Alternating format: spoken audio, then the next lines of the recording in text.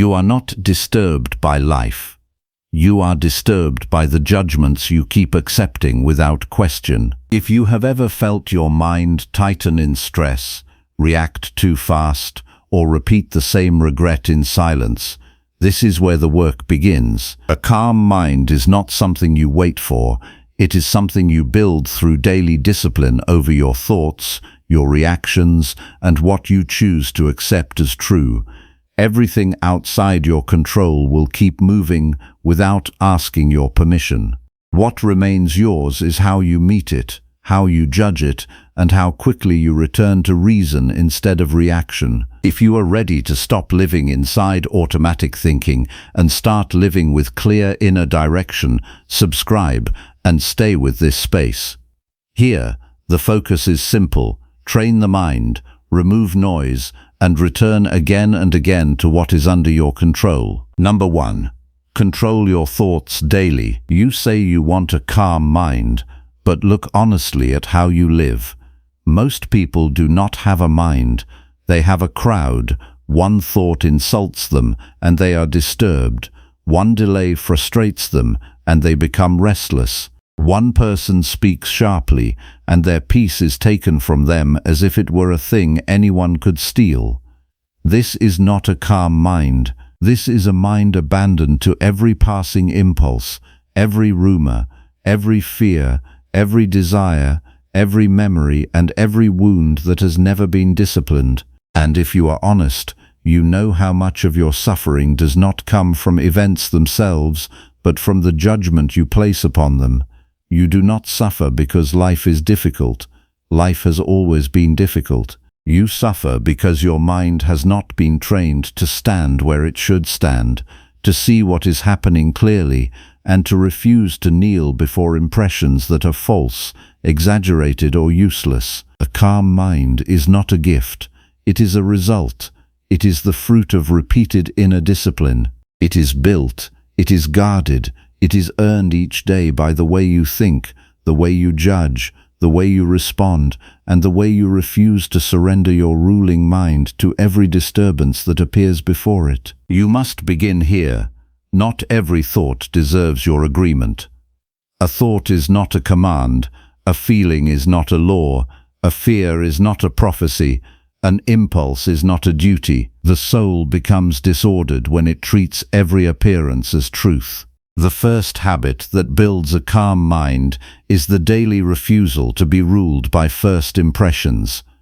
When you wake, your mind may already be crowded. It may bring you unfinished conversations, imagined failures, future troubles, old resentments, and the quiet panic of all you believe you must control. Do not accept this flood as your master. Stand apart from it.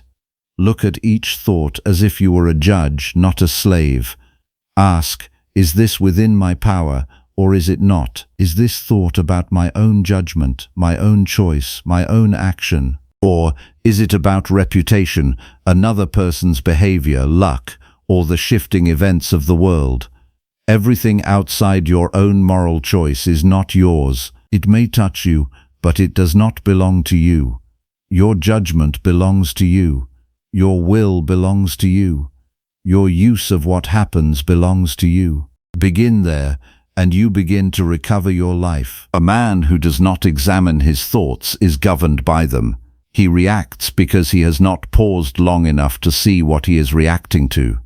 He calls this being sensitive, being alive, being honest, being passionate, being human. But those words do not excuse weakness. A disciplined mind knows the difference between a real harm and an imagined one. It knows that insult is not in the words alone, but in the meaning you grant them. It knows that loss of money is not the ruin of character.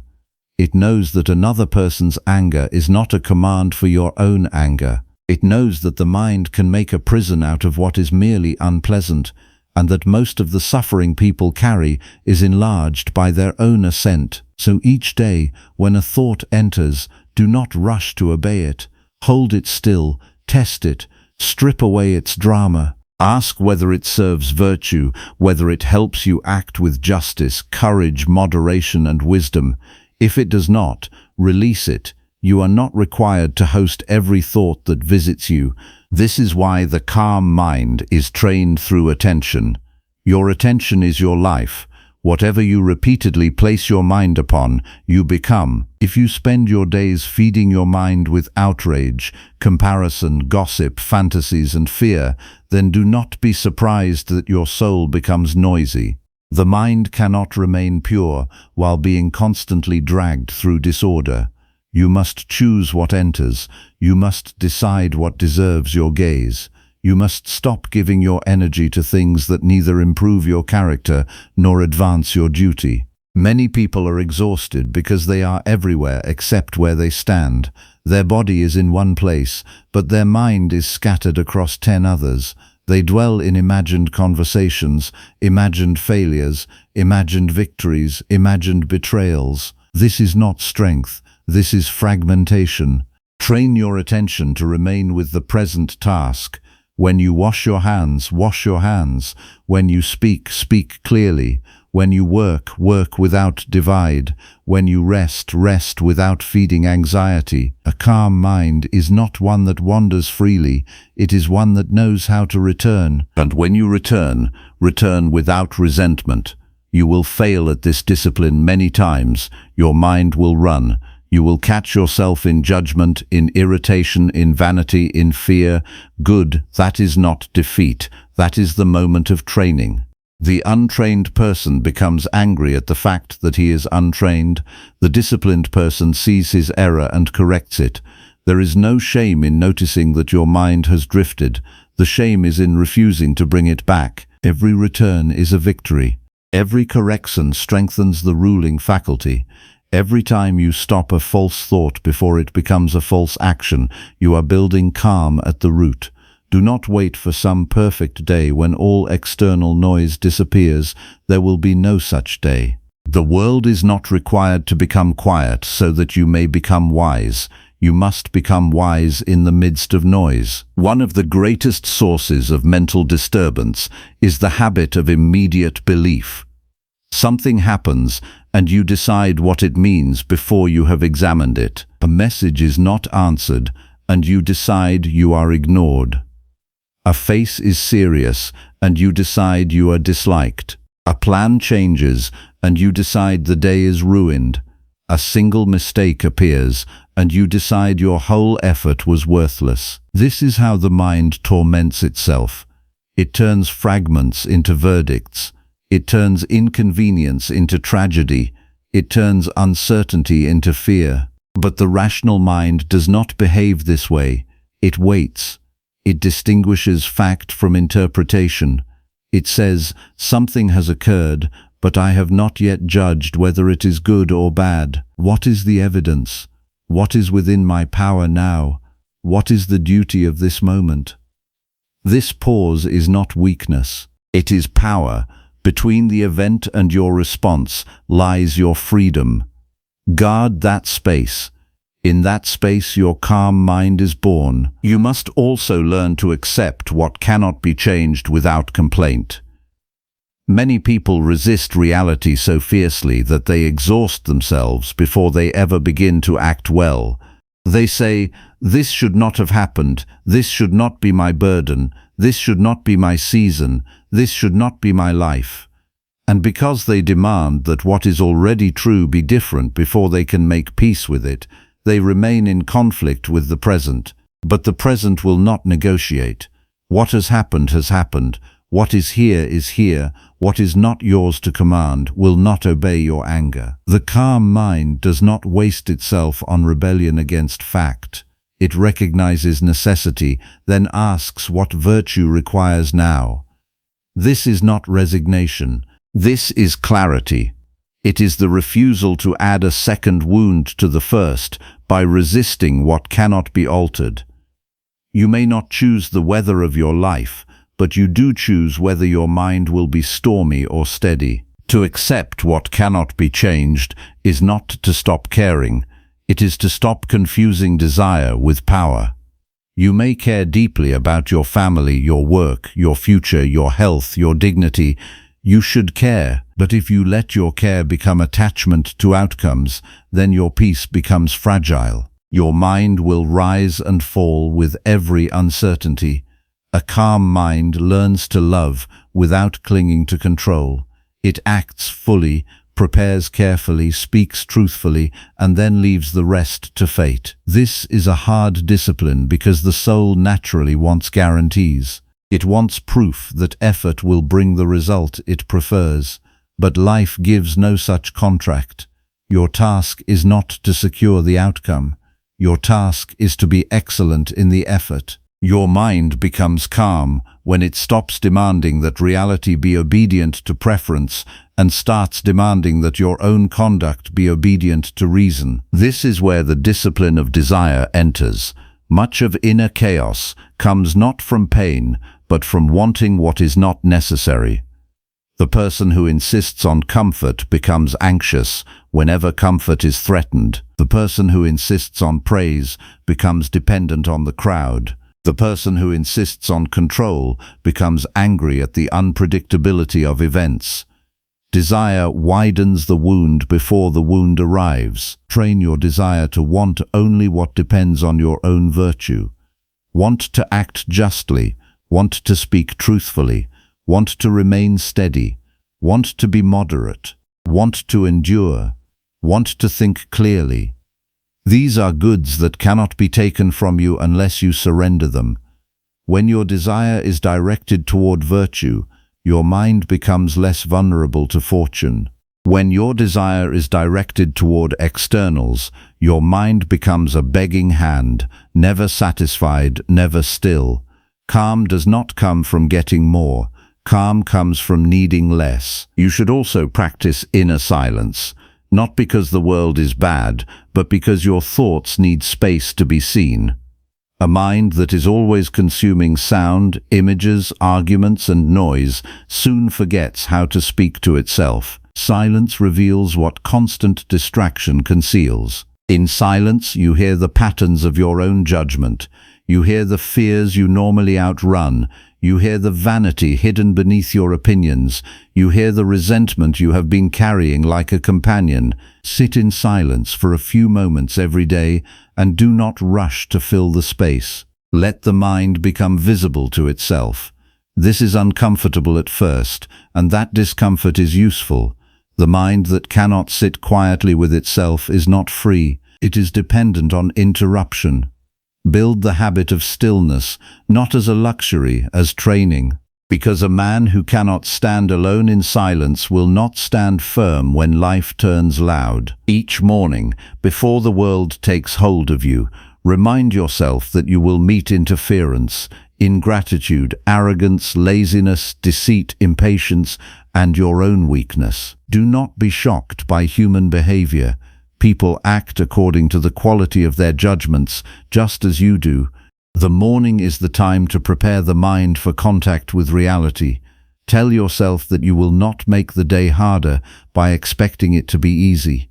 Tell yourself that you will not let another person's character determine yours. Tell yourself that you will not waste the gift of the day on vanity or complaint. This preparation is not pessimism, it is fortification. A calm mind is not naive. It enters the day already aware that some things will go wrong, that some people will disappoint, that some tasks will resist, and that your own laziness will try to bargain with you. When you expect difficulty, you are less easily shaken by it. You become ready to answer it. And when irritation comes, as it surely will, do not indulge it. Irritation is one of the clearest signs that your mind has lost command of itself. Someone cuts you off, someone speaks carelessly, someone delays you, something breaks, something fails, something is not as you planned. The untrained mind immediately reaches for anger because anger feels like movement. It feels like power, but it is counterfeit power. It burns energy without producing wisdom. The calm mind learns to place a small pause between irritation and response. In that pause, ask what in you has been disturbed. Is it your pride, your impatience, your hidden demand that reality respect your preferences? Once you see the source, you are no longer entirely under its control. To be disturbed is human. To remain disturbed is a choice. The practice is not to pretend you feel nothing. The practice is to refuse to let the first motion of the soul become your final word. There is a harder test, the habit of making other people responsible for your peace. A person says something cruel, and your whole day collapses. A friend withdraws, and your self-respect disappears. A superior criticizes you, and your inner steadiness is lost. This is a dangerous way to live because it gives away the reins of the mind. No one should be able to enter your soul without your consent.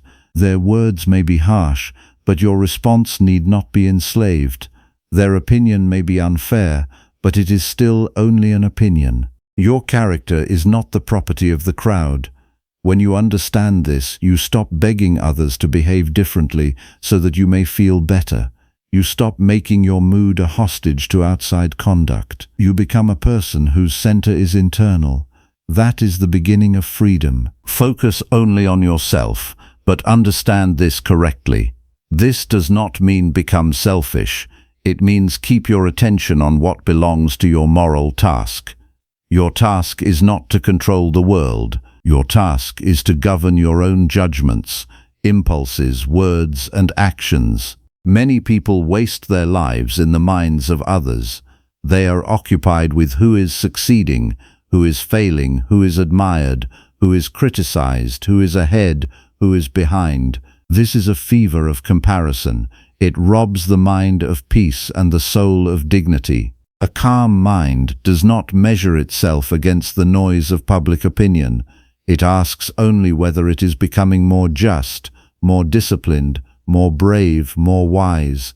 That is the only comparison worth making, yesterday's character against today's character. If you are improving in virtue, you are moving in the right direction. If you are polishing reputation while neglecting judgment, you are simply arranging a prettier form of slavery. You must also train yourself to endure discomfort willingly, not because suffering is noble in itself, but because ease can make the mind soft and dependent. A person who has never trained against hardship is easily broken by it. The voluntary practice of discomfort teaches the mind that it can remain orderly even when the body is uneasy. Set aside moments to do without excess comfort. Let yourself feel cold for a little while. Let yourself walk instead of always choosing ease. Let yourself wait without complaint. Let yourself finish a task without surrendering to the urge for immediate reward. This is not self-punishment, it is self-government. You are teaching the mind that discomfort is not an emergency. You are teaching the body that it does not command the soul. When hardship arrives uninvited, it will find you less shocked, less spoiled, and more capable of standing firm. There is another habit that builds calm, and it is one few people honor: the evening examination. Before sleep, review the day with complete honesty. Where did you surrender to haste? Where did you believe a false impression? Where did you speak without restraint? Where did you avoid a duty? Where did you act well? Where did you remain steady? Do not lie to yourself out of vanity, and do not condemn yourself out of despair. Judge yourself as one who wants to improve. The point is not self-hatred, the point is precision. A mind that reviews itself daily becomes harder to deceive. It notices its own patterns. It sees which situations weaken it and which practices strengthen it. It learns that moral improvement is not accidental, it is deliberate. When you examine the day, do not merely recall events, examine your judgments about them. That is where the real battle was fought. Did you choose reason, or did you submit to impulse? Did you act from duty, or did you act from vanity and fear? This daily accounting sharpens the soul. You must become skilled in seeing thoughts without instantly becoming them. A thought of resentment appears. That does not mean resentment is now your identity. A thought of lust, greed, envy, or fear appears. That does not mean you must follow it. The mind is capable of observation. Use that capacity. See the thought arrive. Name it for what it is, a passing impression. nothing more until you agree to it. This is a profound freedom, because most people are not troubled only by what they think, but by the way they fuse themselves with what they think. They say, I am angry, I am anxious, I am unworthy, I am doomed. But those are judgments, not facts. The calm mind separates itself from its passing content. It says, an angry thought is here, a fearful thought is here, a vain thought is here. I need not obey it. This separation is one of the strongest protections of peace. You will need courage for this work, because the mind resists discipline when it has grown accustomed to indulgence. It will defend distraction, it will defend complaint, it will defend the fantasy that calm should come without effort. It will tell you that your circumstances are too harsh, your burdens too heavy, your nature too weak. Do not listen. Your nature includes reason. That is enough. The same part of you that can choose falsehood can choose truth. The same part of you that can indulge weakness can choose restraint. The same part of you that can spiral into fear can return to judgment. This is why the situation is never hopeless, unless you make it so by refusing to act. Start with one thought, correct one impression, refuse one complaint, end one argument in your own mind by seeing that it serves no virtue. These small victories accumulate into a mind that is harder to disturb. A calm mind is also built by learning to speak less and think more. Much disturbance is created by unnecessary speech. People speak to impress, to defend themselves, to win approval, to avoid silence, to show knowledge they have not yet earned. But every word carries a moral weight. Before speaking, ask whether the words are true, necessary, and in service of virtue. If they are not, keep them back. The ability to remain silent when speech would be indulgent is a sign of inner strength. It prevents regret. It prevents escalation. It preserves energy. The man who is calm inside does not need to fill every gap with noise. He can think before he speaks, because he is not desperate to prove himself in every moment. Let your speech be measured. Let your mind be slower than your impulse. This simple habit can save you from a great deal of disorder. There will be days when the world seems to test your peace from every side. A duty is urgent. A person is difficult. Your body is tired. Your patience is low. Your plans are interrupted. That is precisely when your training matters most. Do not wait for calm conditions to practice calm. Practice when conditions resist you. That is where philosophy becomes real. In the easy moments, anyone can appear balanced. The test is whether your mind can remain governed when pressure rises. When that pressure comes, return again to the same rule. What is up to me, and what is not? Is my response within my power? Yes. Then attend to it. Is the outcome within my power? No. Then release it. This question can steady you more effectively than 1,000 emotional arguments. It cuts through confusion. It brings the mind back to its rightful seat. Also remember that a calm mind does not mean a dead mind. Stoic calm is not numbness, it is clarity. You do not become calm by shutting down reason. You become calm by obeying reason more faithfully than impulse. You still feel, you still care, you still act, but you do not let passion govern judgment. You do not let fear write your conclusions. You do not let desire dictate your principles. Calm is not passivity. Calm is ordered strength. It is the mind knowing what matters and what does not. It is the soul refusing to make a catastrophe out of inconvenience and refusing to make a trivial thing into a principle. It is proportion, restraint, and honesty working together. You may ask how long this takes. The wrong question. Ask instead whether you will practice today. That is the only real measure. A calm mind is not built in a burst of enthusiasm. It is built in repeated acts of self-command. One moment of refraining from judgment, one moment of accepting a delay without resentment, one moment of closing the door on comparison, 1 moment of returning to the present task, 1 moment of speaking truthfully instead of dramatically, 1 moment of choosing duty over mood. These moments are not small. They are the architecture of character. No one sees them as they happen, but they form the life you will later call your own. So stop treating your inner life as something vague and untouchable. It can be trained. It must be trained.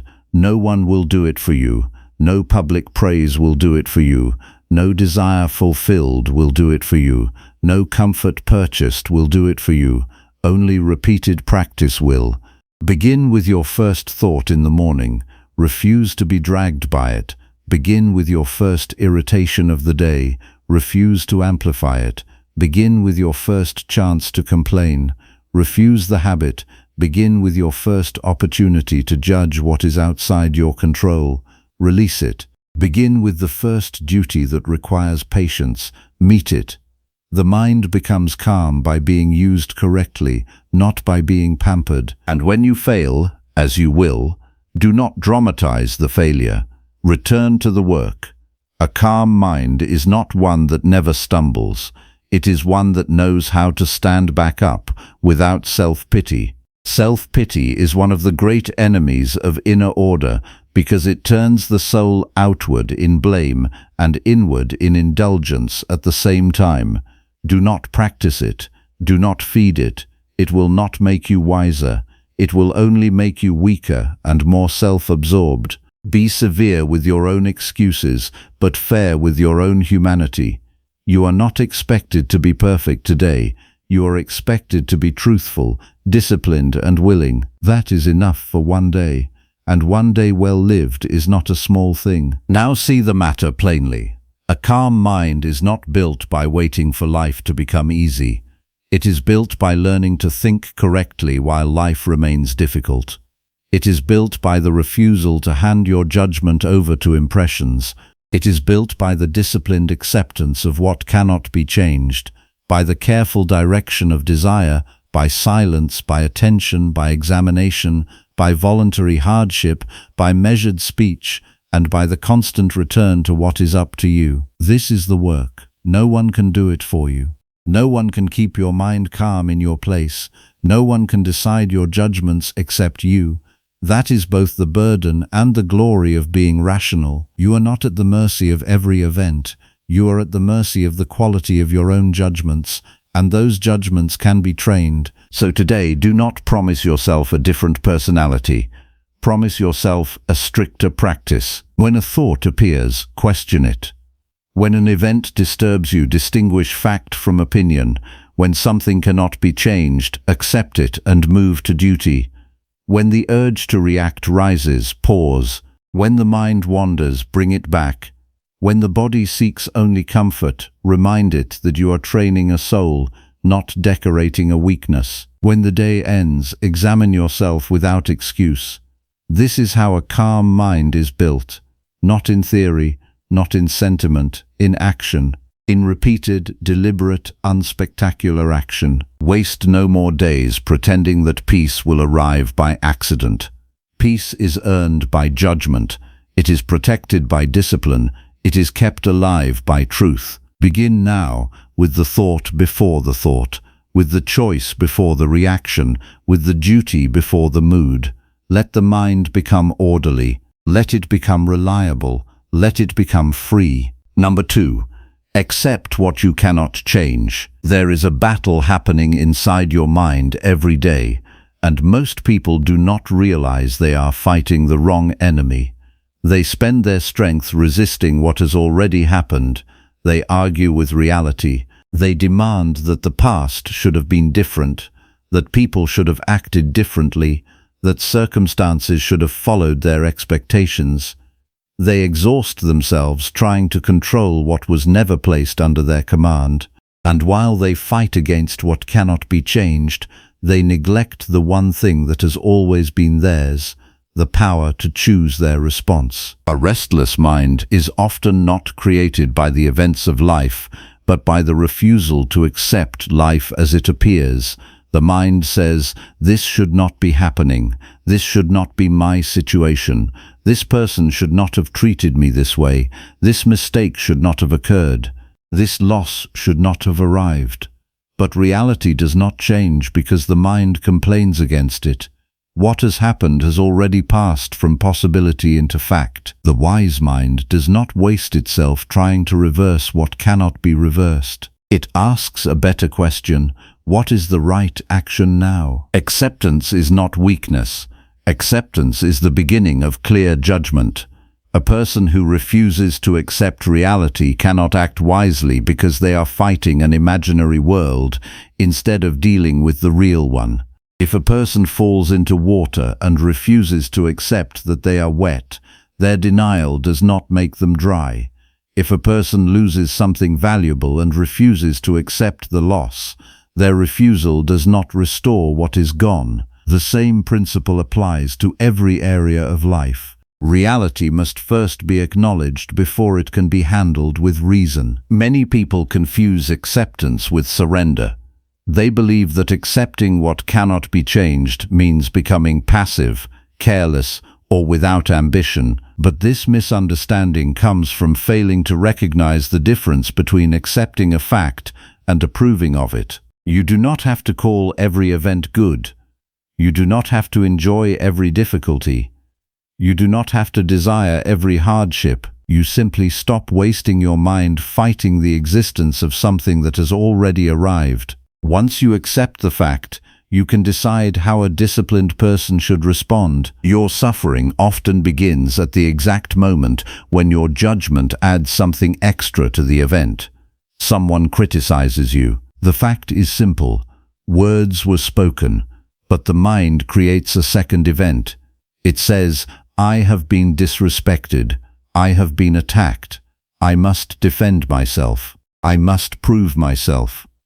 Now the original event and your judgment have become mixed together. You are no longer responding to what happened. You are responding to the meaning you created around it. The Stoic practice is to separate these two things. First, observe the event, then examine the judgment. Do not allow your first interpretation to become your final truth. The mind must be trained to ask, what part of this belongs to me? What part does not? Your actions belong to you. Your intentions belong to you. Your honesty belongs to you. Your effort belongs to you. Your preparation belongs to you. But the reaction of another person, the result of every attempt, the opinions of others, the movement of circumstances, and the events of the world do not belong to you. You may influence them, but you do not own them. Confusing influence with control is one of the greatest sources of inner disturbance. A person who understands this stops carrying unnecessary burdens. They stop waking up every morning trying to command things that cannot obey them. They stop measuring their peace by external conditions. They stop believing that they can only be steady when everything around them is favorable. Instead, they build their stability upon their own character. They focus on what they can govern. They put their energy where it can actually produce change. Look honestly at the moments when you lose your peace. What usually causes it? Is it truly the event itself, or is it your demand that the event should have been different? The delayed opportunity, the unfair treatment, the unexpected problem, the mistake, the rejection, the change of plans. These things are part of human existence. No person escapes difficulty. The difference between a disciplined person and an undisciplined person is not that one experiences problems and the other does not. The difference is how they interpret and respond to those problems. The undisciplined mind says, "Why is this happening to me?" The disciplined mind asks, "What does this moment require from me?" The first question creates helplessness because it focuses attention on what cannot be controlled. The second question restores responsibility because it brings attention back to choice. Your freedom begins when you stop asking life to become easier before you become better. Each morning, before the demands of the world reach you, practice preparing your judgment. Remind yourself that the day will contain things outside your preference. Some people will disappoint you, some plans will change, some efforts will not produce the result you expected. This is not a reason for fear, it is a reason for readiness. A prepared mind is not surprised by the nature of life. It understands that uncertainty is not an interruption of existence, it is part of existence. When something unexpected happens, train yourself to delay the emotional reaction. The first movement of anger, frustration, or fear is not yet your character. It is only an impression arriving at the mind. You decide whether to accept it. You decide whether to give it authority. Between what happens and what you do next is the place where your discipline lives. Guard that place carefully. You do not have to become a person who feels nothing. That is not the goal. The goal is to become a person who is not controlled by every feeling that appears. A calm mind is not empty of emotion. It is governed by reason. It feels the weight of life, but does not collapse under it. It recognizes difficulty, but does not create additional suffering through resistance and complaint. There is a habit that destroys peace quietly, constantly replaying the past. People return to old conversations and imagine different words. They revisit old mistakes and punish themselves repeatedly. They remember unfair moments and allow them to occupy the present. But the past has already completed its lesson. You cannot return to it and change the action. You can only decide what understanding you take from it. The past should become a teacher, not a prison. A wise person does not ask, "How can I make yesterday different?" They ask, "What can yesterday teach me about today?" If you made a mistake, correct the pattern. If you acted poorly, improve the character that created that action. If someone harmed you, examine what response preserves your own virtue. The purpose of reflection is transformation, not endless self-punishment. The same discipline applies to other people. You cannot force another person to have your values. You cannot force another person to see clearly. You cannot force another person to behave according to your expectations. People act according to their own understanding, whether that understanding is correct or mistaken. Your responsibility is not to control their mind. Your responsibility is to protect your own judgment from becoming corrupted by their actions. This does not mean you allow injustice or ignore necessary action. A Stoic response is not passive acceptance of everything. If action is possible and required, take it. Speak when speaking is needed. Correct what can be corrected. Leave what cannot be changed. The wisdom is knowing the difference. A person without judgment either fights everything or accepts everything. A disciplined person knows what deserves effort and what deserves release. Practice noticing the moments when you say, "I cannot be calm until this changes." That sentence reveals attachment to something outside your command. It reveals that you have handed your peace to an external condition. Ask yourself, if this never changed, could I still choose dignity, patience, and wisdom? The answer is yes.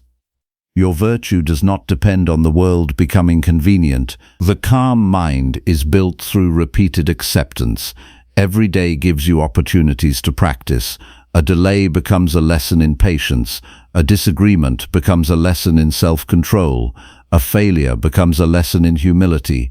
An obstacle becomes a lesson in endurance. The event itself is only the material. Your character is shaped by how you use it. Do not wait for a perfect life before practicing acceptance. A person who only practices peace when everything goes well has not practiced peace at all. The real test is when reality refuses to follow your plans. That is when your principles become visible. Anyone can appear wise when circumstances are comfortable. The disciplined mind shows itself when discomfort arrives. You must also learn to release the desire to explain everything. Sometimes life will not provide the answer you want.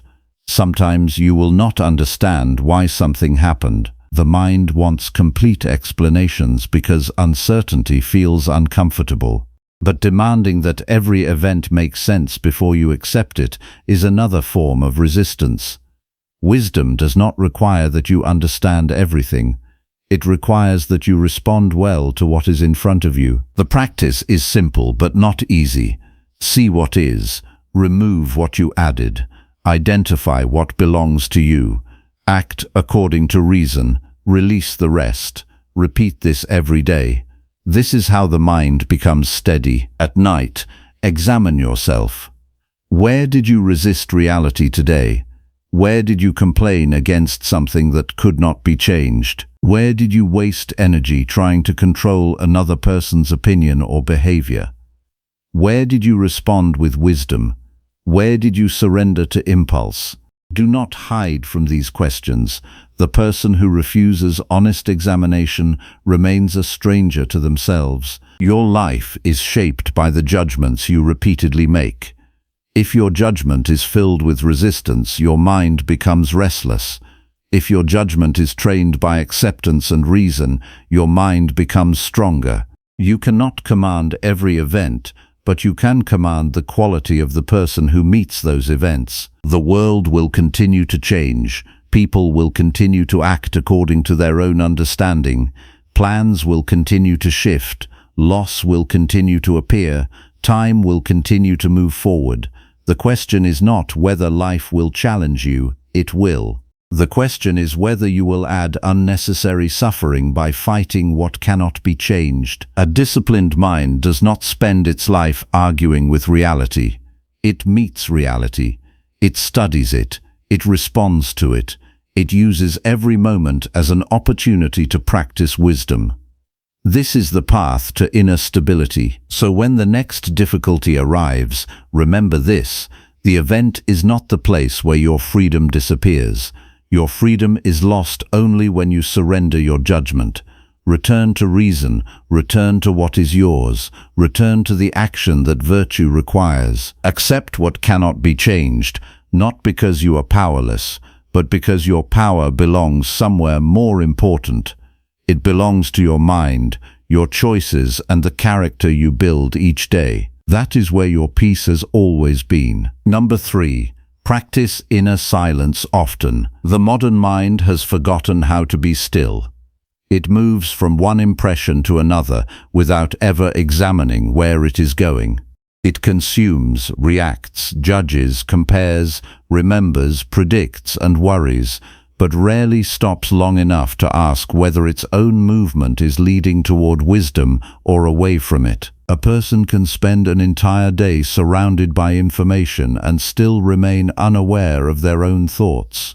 They can hear countless voices and never listen to the one voice that requires the most attention, the voice of their own reason. Inner silence is not the absence of sound.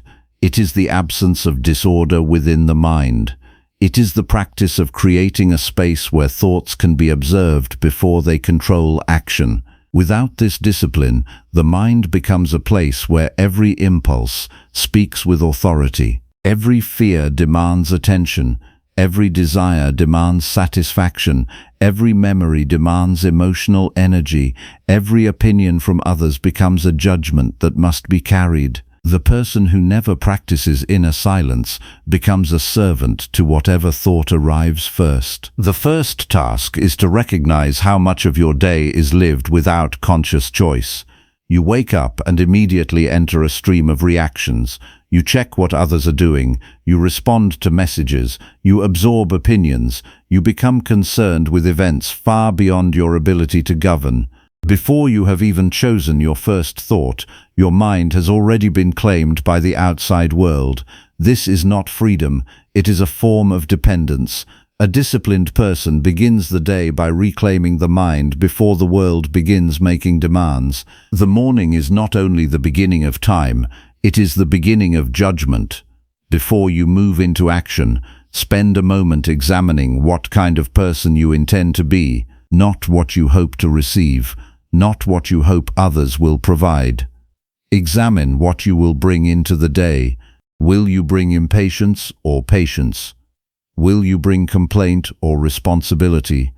Will you bring uncontrolled emotion or thoughtful action? This preparation creates a distance between the event and your reaction.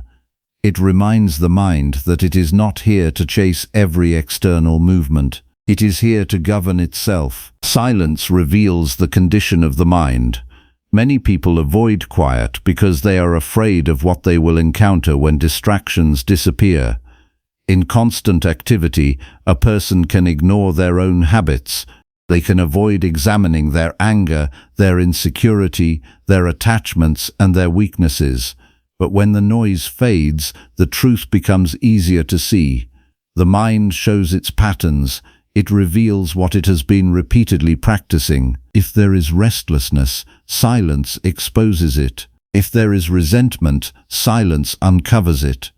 If there is fear, silence allows you to face it without escape. This is why inner silence requires courage. It is easier to criticize the world than to examine yourself. It is easier to blame circumstances than to investigate your own judgments. It is easier to say that others disturb your peace than to admit that you have given them control over your peace. The disciplined mind does not run from self-examination.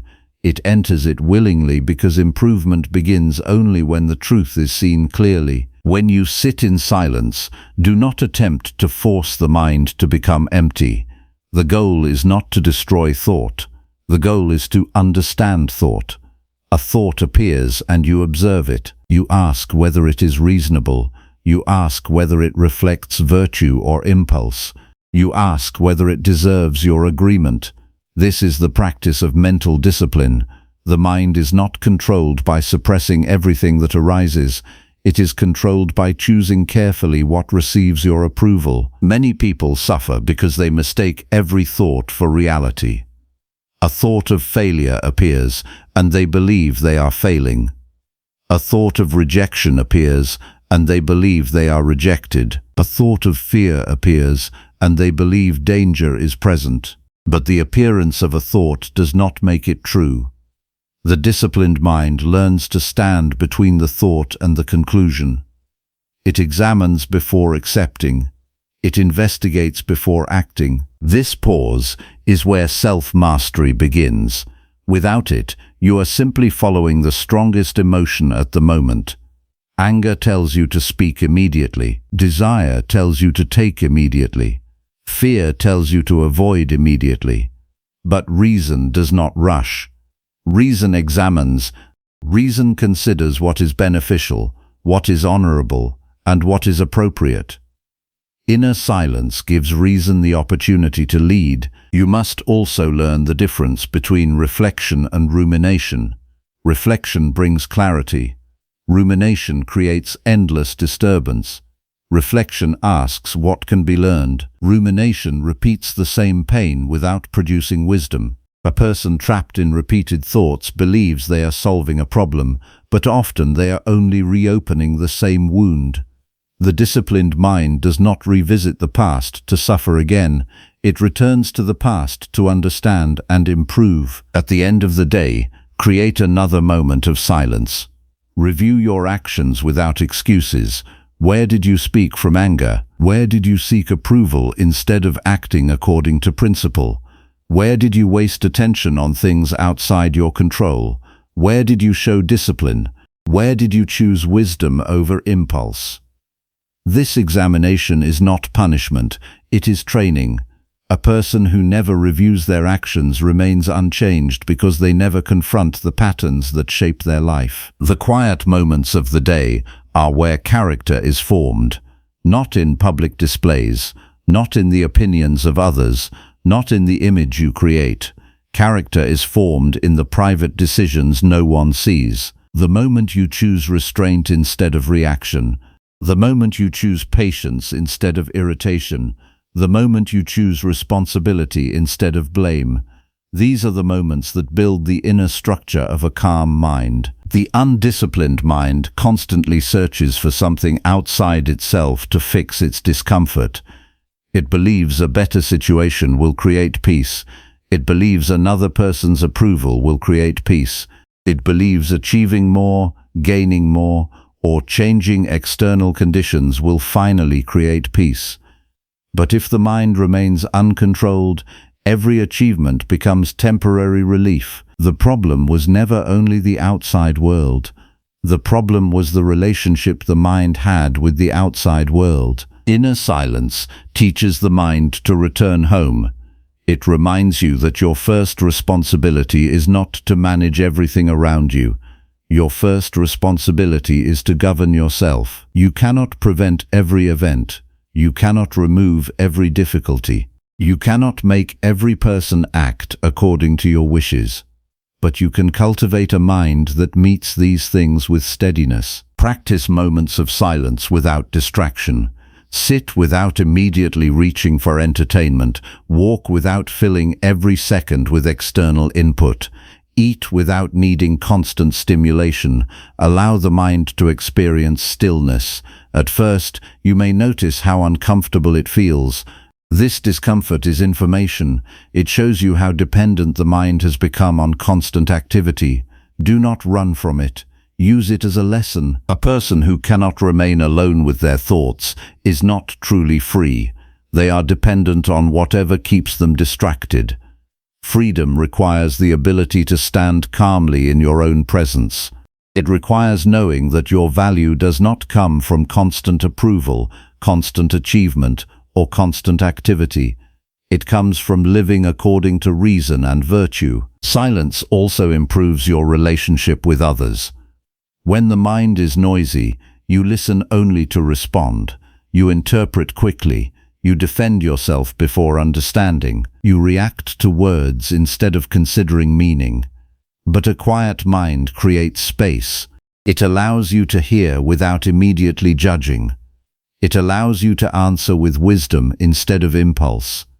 Many conflicts begin not because of what was said, but because of the uncontrolled judgment that followed. The person who practices inner silence becomes less easily provoked because they are no longer constantly searching for something to react to. They become more careful with their attention. They stop giving every event the same importance. They understand that not every disagreement requires their energy. Not every opinion requires a response. Not every problem requires immediate emotional involvement. This does not make a person indifferent. It makes them deliberate. A disciplined mind still acts. It still cares. It still fulfills responsibilities, but it acts from a place of choice rather than chaos. It chooses where attention belongs. It chooses which thoughts deserve examination. It chooses which desires deserve obedience. The world will always attempt to pull your mind outward. There will always be more information, more opinions, more demands, and more distractions. If you do not protect your inner life, it will be shaped by whatever has the strongest influence around you. The practice of silence is the decision to take responsibility for your own mind. Do not wait for perfect conditions. You can practice this today. Before responding to something difficult, pause. Before accepting a negative thought, examine it. Before complaining, question whether the complaint improves anything. Before seeking distraction, ask what you are avoiding. These small moments of awareness are the training ground of wisdom. A calm mind is not created by escaping life. It is created by meeting life with a trained mind. Silence does not remove challenges. It removes unnecessary confusion. It allows you to see what is happening without adding unnecessary disturbance. The person who learns to be silent within themselves gains something valuable, the ability to remain steady when the world becomes unstable. They are no longer controlled by every thought that appears. They are no longer carried away by every emotion that rises. They are no longer dependent on constant external noise to feel complete. Return to silence each day, not because you are running away from life, but because you are preparing yourself to meet life with greater wisdom.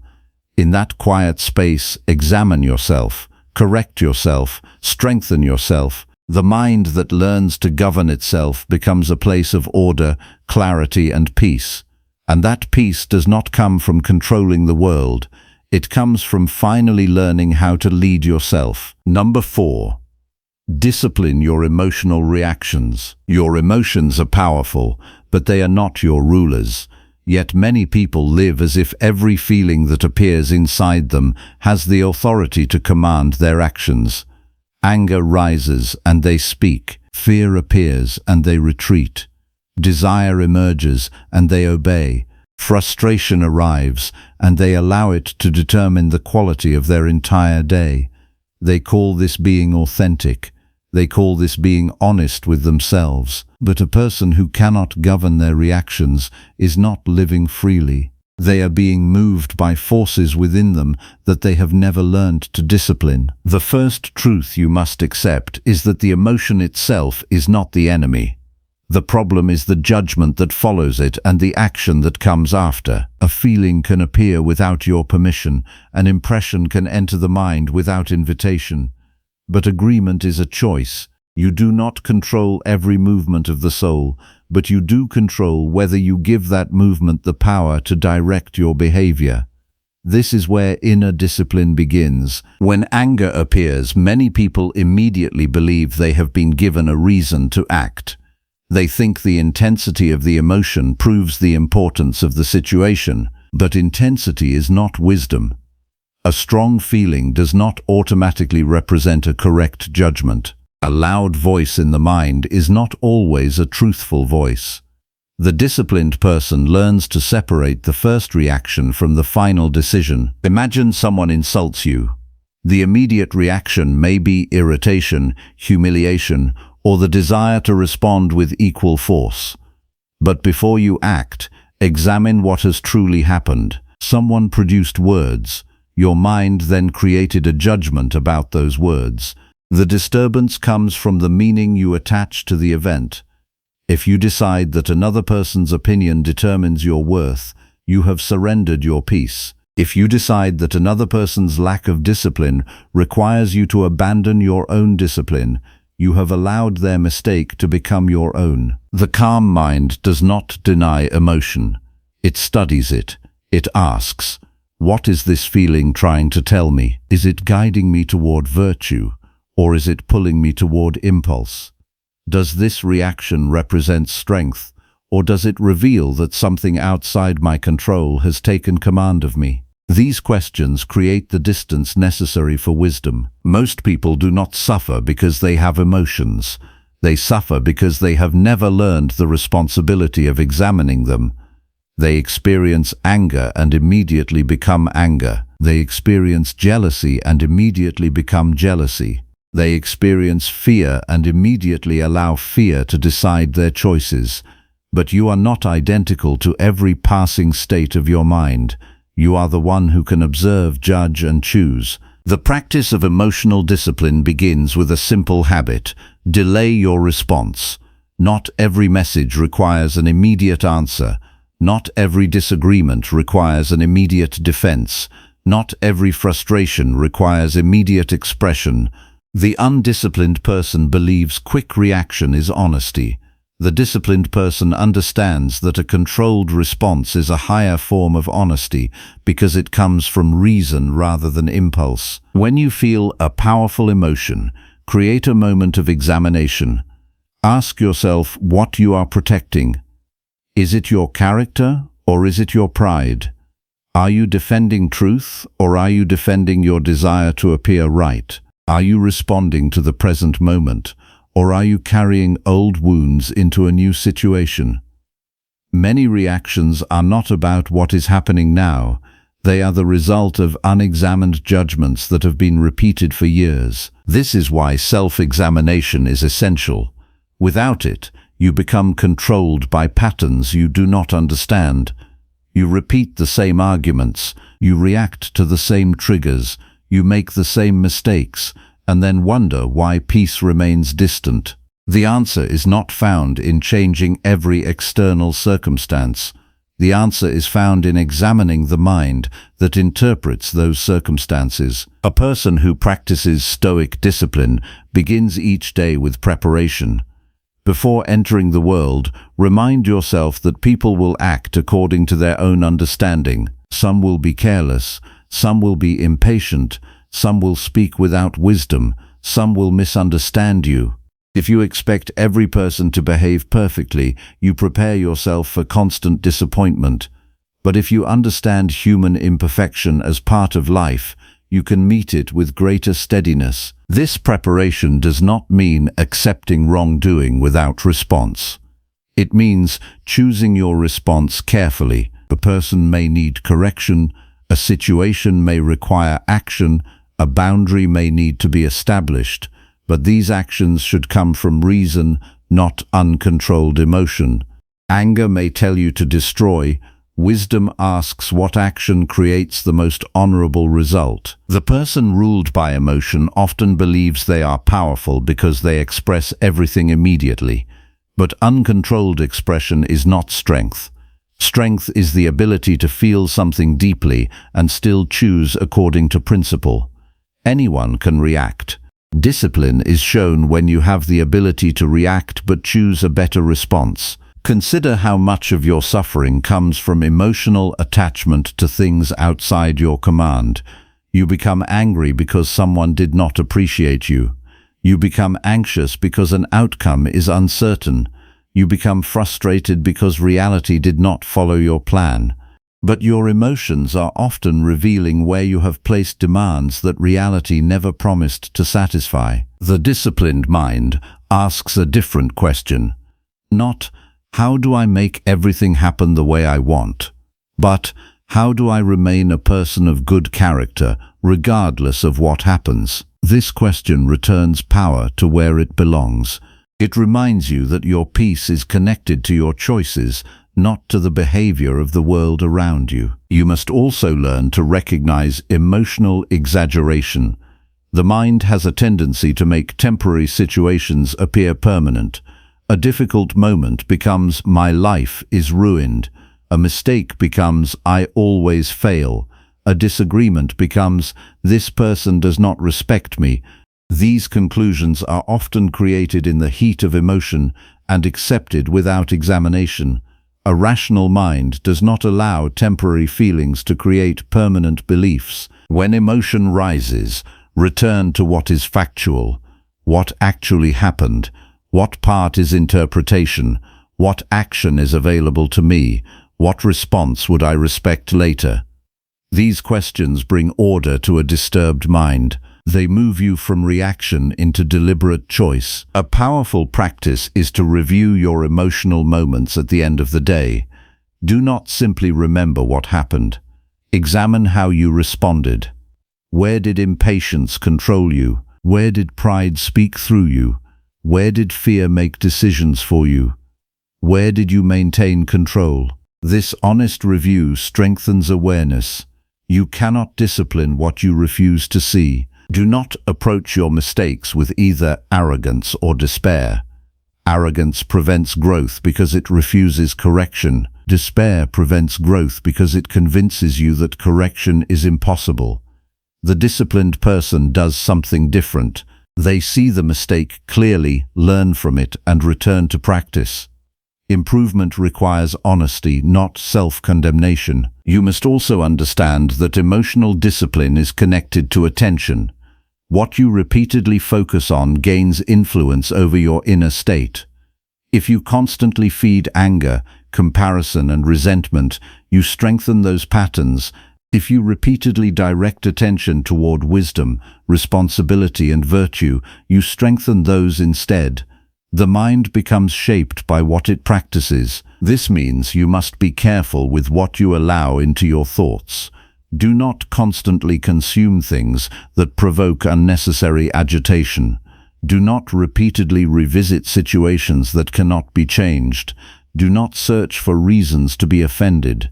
A disciplined person does not protect their emotions by avoiding reality. They protect their emotions by refusing to poison their judgment. There will be moments when you fail. You will speak too quickly. You will become frustrated. You will act from emotion instead of reason.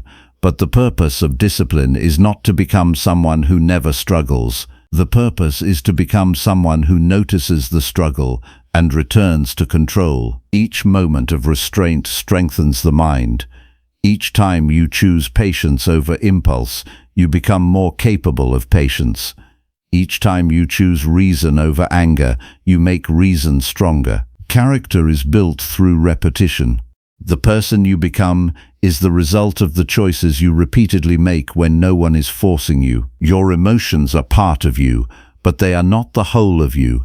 There is a higher part of yourself that can examine them, guide them, and choose according to wisdom. This is the part you must strengthen, not through empty promises, but through daily practice. Tomorrow, when frustration appears, do not ask why the world is testing you. Ask whether you are using the moment to test your own discipline. When someone challenges you, do not immediately ask how to defeat them. Ask how to remain honorable. When disappointment arrives, do not ask how to escape the feeling.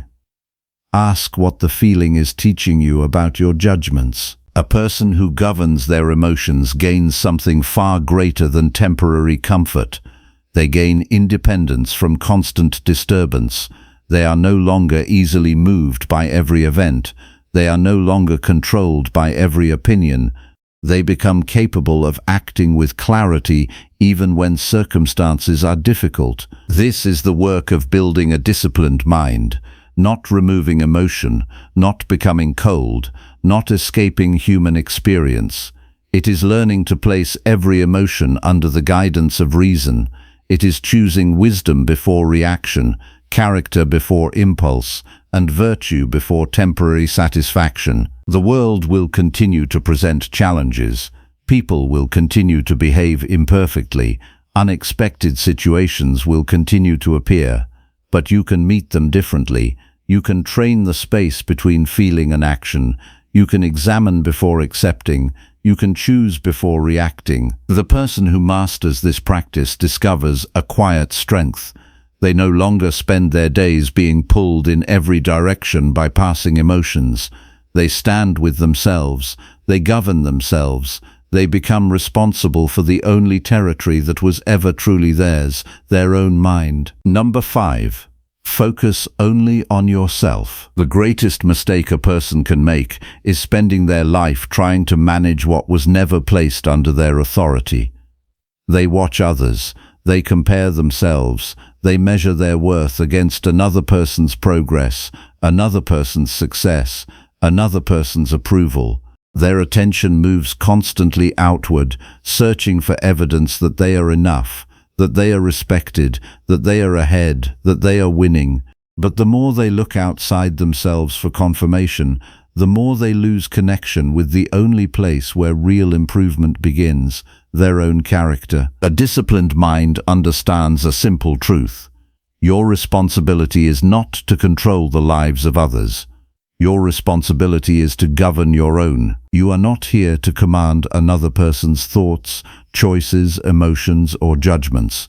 You are here to examine your own thoughts, refine your own actions, and become responsible for the quality of the person you bring into every situation. Many people suffer because they have placed their attention in the wrong place. They are constantly asking what others are doing, what others think, what others have achieved, and how others see them. They spend energy analyzing things that cannot be owned. Meanwhile, their own habits remain untouched. Their own weaknesses remain unchallenged. Their own choices remain unexplored. They become experts in observing the outside world while remaining strangers to themselves. The first discipline is to bring your attention back. Not because the world does not matter, but because you cannot improve what you refuse to examine. A person who constantly studies others but never studies themselves is avoiding the most important work. The difficult question is not what everyone else is doing wrong. The difficult question is where you are failing to live according to reason. When you wake each morning, your first responsibility is not to check the movement of the world. It is to prepare your own mind. Ask yourself what kind of person you will be today. Will you be controlled by the need for approval? Will you allow another person's behavior to decide your mood? Will you waste your attention on things beyond your command? Or will you remain focused on your own choices? This is the beginning of self-governance. The person who learns to focus on themselves does not become careless toward others. They become more useful because they stop wasting energy on unnecessary judgment. They understand that the only person they can truly correct is themselves. They know that trying to force others to become different often creates frustration, while improving their own character creates real change. A great source of disturbance comes from comparison. The mind looks at another person's life and creates a judgment about its own value. Someone achieves something, and you feel behind. Someone receives recognition, and you feel ignored. Someone appears successful, and you question your own path. But this way of thinking is built on a false foundation. Another person's journey is not your measurement.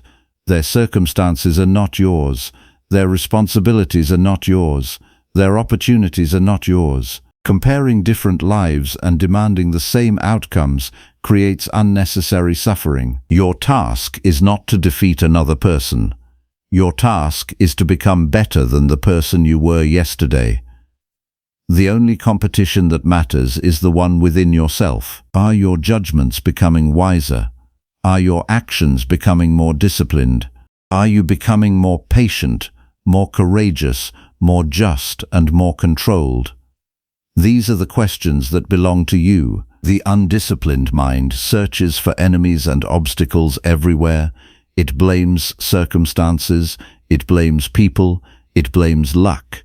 It believes improvement must begin when the world changes. But the disciplined mind begins with responsibility. It asks, what part of this situation belongs to my choices? What can I improve?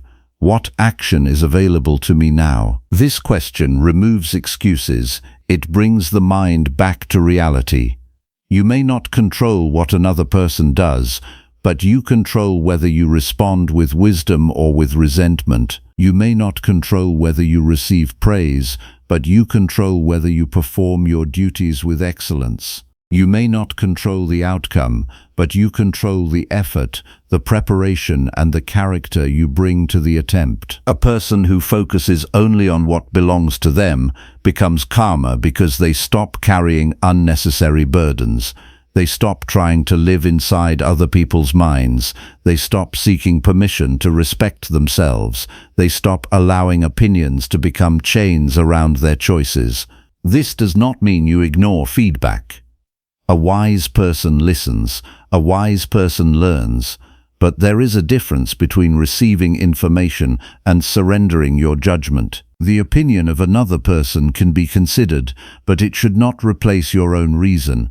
If someone points out a genuine weakness, correct it. If someone offers a false judgment, examine it and let it pass. Either way, your response belongs to you. The practice of focusing on yourself requires constant examination of your motives. Why do you want recognition? Why does another person's success disturb you? Why does criticism affect you so deeply? Why do you feel the need to prove yourself? These questions reveal where the mind has become attached to things outside its control. Often, the struggle is not with the world. The struggle is with the image you are trying to protect. You want others to see you as intelligent, capable, successful, or important. Then, when reality challenges that image, the mind becomes defensive. But a person committed to wisdom does not spend their life protecting appearances. They spend their life improving reality. Your character matters more than your reputation. Reputation belongs to others. Character belongs to you. Others may misunderstand you. They may judge you unfairly. They may fail to recognize your effort, but they cannot take away your ability to act with integrity. The disciplined person values what cannot be stolen. Begin practicing this each day. Before judging another person, examine your own response. Before criticizing someone's weakness, ask where a similar weakness exists within you. Before complaining about the world, ask whether you are fulfilling your own responsibilities. This practice turns the mind away from unnecessary judgment and toward meaningful improvement. The person who focuses on themselves becomes less disturbed because they stop demanding that everyone around them behave according to their expectations. They understand that each person acts according to their own understanding. Some people will choose poorly, some people will act without wisdom. Your duty is not to become angry at every mistake you see. Your duty is to maintain your own virtue while responding appropriately. There is also freedom in no longer needing to compete for attention. Many people exhaust themselves trying to be noticed. They perform, exaggerate, and seek approval because they have not learned to find stability within their own judgment. But when a person becomes grounded in their own principles, they no longer need constant confirmation. They can work quietly, they can improve patiently, they can allow results to come without making their peace dependent on them. The morning discipline of self-focus is simple. Before entering conversations, before facing challenges, before dealing with the demands of the day, remember your role. You are responsible for your mind. You are responsible for your choices. You are responsible for your actions. The rest belongs to the world. At night, examine whether you lived according to this principle. Did you spend your energy judging others? Did you allow comparison to disturb you? Did you neglect your own duties while focusing on external matters? Did you choose reason when you had the opportunity? Did you improve yourself instead of searching for faults in others? This examination is where growth happens. Without it, a person repeats the same patterns and calls them personality. But many things people call their personality are simply habits they have never challenged. A reactive mind can become disciplined. A distracted mind can become focused. A person controlled by comparison can learn contentment with their own path. You must remember that your life is not improved by controlling more people. It is improved by governing yourself more completely. The strongest person is not the one who can influence everyone around them. It is the person who can remain faithful to reason even when the world around them is uncertain. Focus on yourself, not with arrogance, not with selfishness, with responsibility. Your mind is your field of work. Your choices are your daily practice. Your character is the result you are creating every moment. Do not waste another day trying to become someone else, impressing people who cannot live your life, or chasing outcomes that are not yours to command. Return your attention to the place where change is possible. Return to your own thoughts. Return to your own actions. Return to the discipline of becoming better.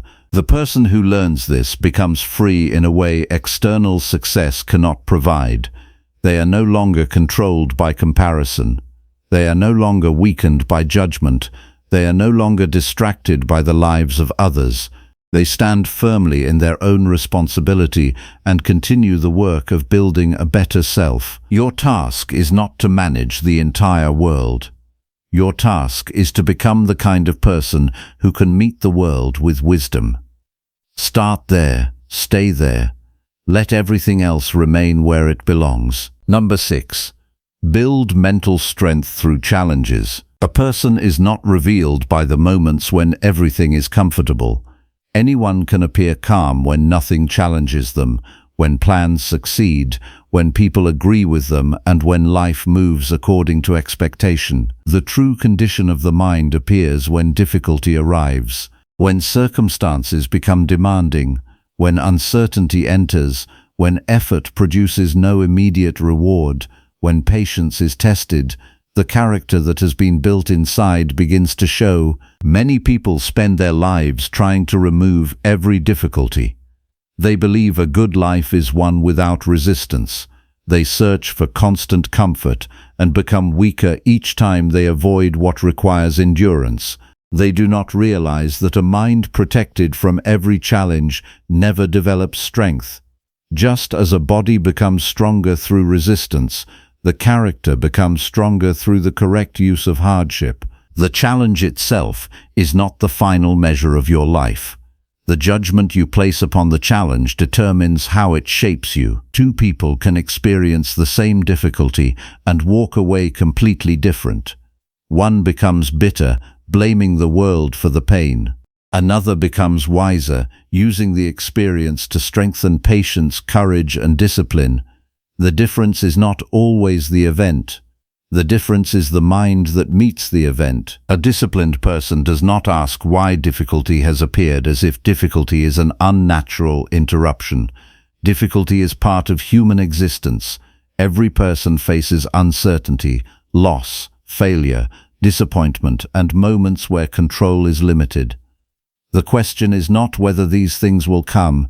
The question is whether you will meet them with a trained mind or an unprepared one. Your first practice is to stop treating every obstacle as a personal attack. A delay is not the universe targeting you. A failure is not proof that you are incapable. A difficult person is not placed in your path only to disturb you. These situations are opportunities to reveal what you have practiced internally. They show you whether your patience is real, whether your discipline is real, whether your principles remain when comfort disappears. The undisciplined mind wants life to confirm its preferences. It wants ease before action, certainty before effort, success before commitment. But reality does not operate according to these demands. A person who waits for perfect conditions will always find a reason not to begin. A person who trains the mind learns to act well even when conditions are imperfect. Mental strength begins with changing your relationship with discomfort. Discomfort is not automatically a sign that something is wrong. Sometimes discomfort is the exact place where growth happens. The moment you feel resistance, the moment you want to quit, the moment you want to escape, you are facing a choice. You can obey the impulse for comfort, or you can practice endurance. This does not mean seeking pain for no reason. It means refusing to become controlled by the desire to avoid every unpleasant experience. A person who cannot tolerate inconvenience becomes dependent on convenience. A person who cannot tolerate criticism becomes dependent on approval. A person who cannot tolerate uncertainty becomes dependent on guarantees that life cannot provide. Begin each morning by preparing your mind for difficulty. Not with fear, but with readiness. Remind yourself that the day may contain unexpected problems. Someone may misunderstand you, a plan may fail, a task may become harder than expected. Your own emotions may attempt to pull you away from your responsibilities. Prepare to meet these things with reason. This preparation is a form of mental training. A person who expects only comfort is easily disturbed.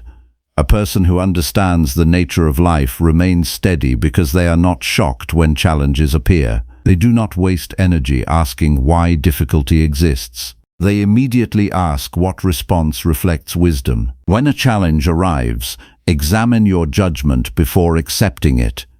The mind often creates unnecessary suffering by labeling events too quickly. A setback becomes a disaster. A mistake becomes a permanent identity. A difficult season becomes a hopeless future. These judgments are not facts. They are interpretations created by the mind. The disciplined approach is to separate what happened from what you think about what happened. The event may be difficult, but your judgment determines whether it becomes a lesson or a source of endless disturbance. Ask yourself, what is actually required of me now? What action is available? What quality of character does this moment demand? Sometimes the answer is patience, sometimes it is courage, sometimes it is humility, sometimes it is acceptance. The challenge is not only something to overcome, it is a teacher revealing what part of yourself needs development. A person who builds mental strength does not constantly search for an easier path. They search for the right response. They understand that avoiding every difficulty prevents them from discovering their own ability to endure. Confidence does not come from never being tested. It comes from knowing that when testing arrives, you can meet it with discipline. You must also learn not to waste hardship through complaint. Complaint often gives the illusion of control while changing nothing. It repeats the problem without creating a solution. It keeps the mind focused on what has happened instead of what can be done. The disciplined person recognizes the situation, accepts the reality, and directs energy toward action. This does not mean pretending that difficulties are pleasant. Wisdom does not require false happiness. It requires accurate judgment. You can acknowledge that something is painful while still choosing to respond with dignity. You can recognize a challenge while refusing to become defeated by it. The greatest test of strength is not the absence of struggle. It is the ability to remain guided by reason while struggling. Anyone can be patient when there is nothing to endure. Anyone can be kind when there is no offense. Anyone can be disciplined when there is no temptation. The real practice begins when the opposite choice feels easier. Train yourself through small acts of discipline. Finish what you begin. Delay unnecessary comfort. Keep promises you make to yourself. Continue working when motivation disappears. These actions teach the mind that it is not controlled by every passing desire. They create reliability within yourself. A person who repeatedly gives in to weakness teaches the mind that weakness is acceptable.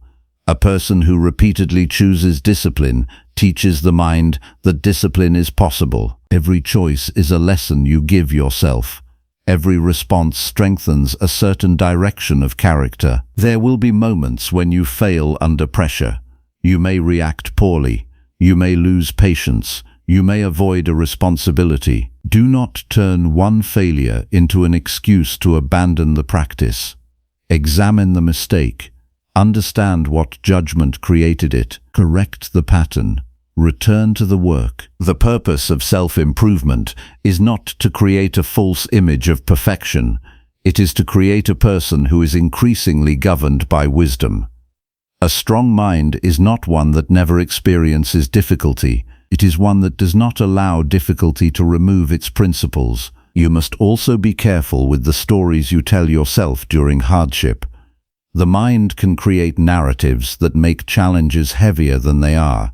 It can say, "This always happens to me, nothing changes, I cannot handle this." These thoughts weaken the ability to act. Replace them with a clearer examination. What is the next right action? What can I control? What virtue can I practice here? The person who asks these questions keeps moving. They do not wait for emotions to become perfect before acting.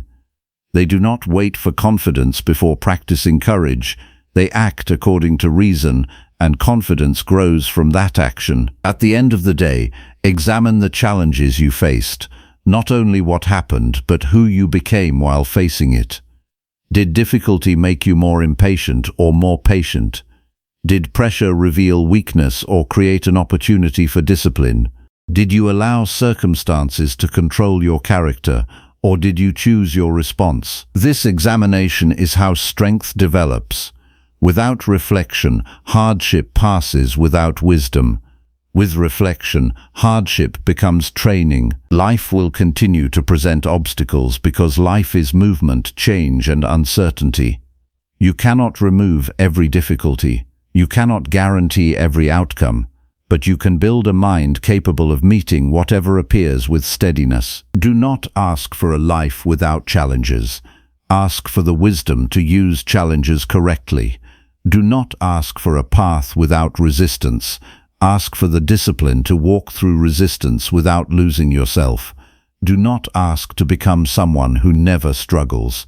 Become someone who struggles with awareness, courage, and control. The strongest person is not the one who has avoided every storm. It is the person who has trained their mind to remain faithful to reason when the storm arrives. Challenges are not here only to test you, they are here to reveal you.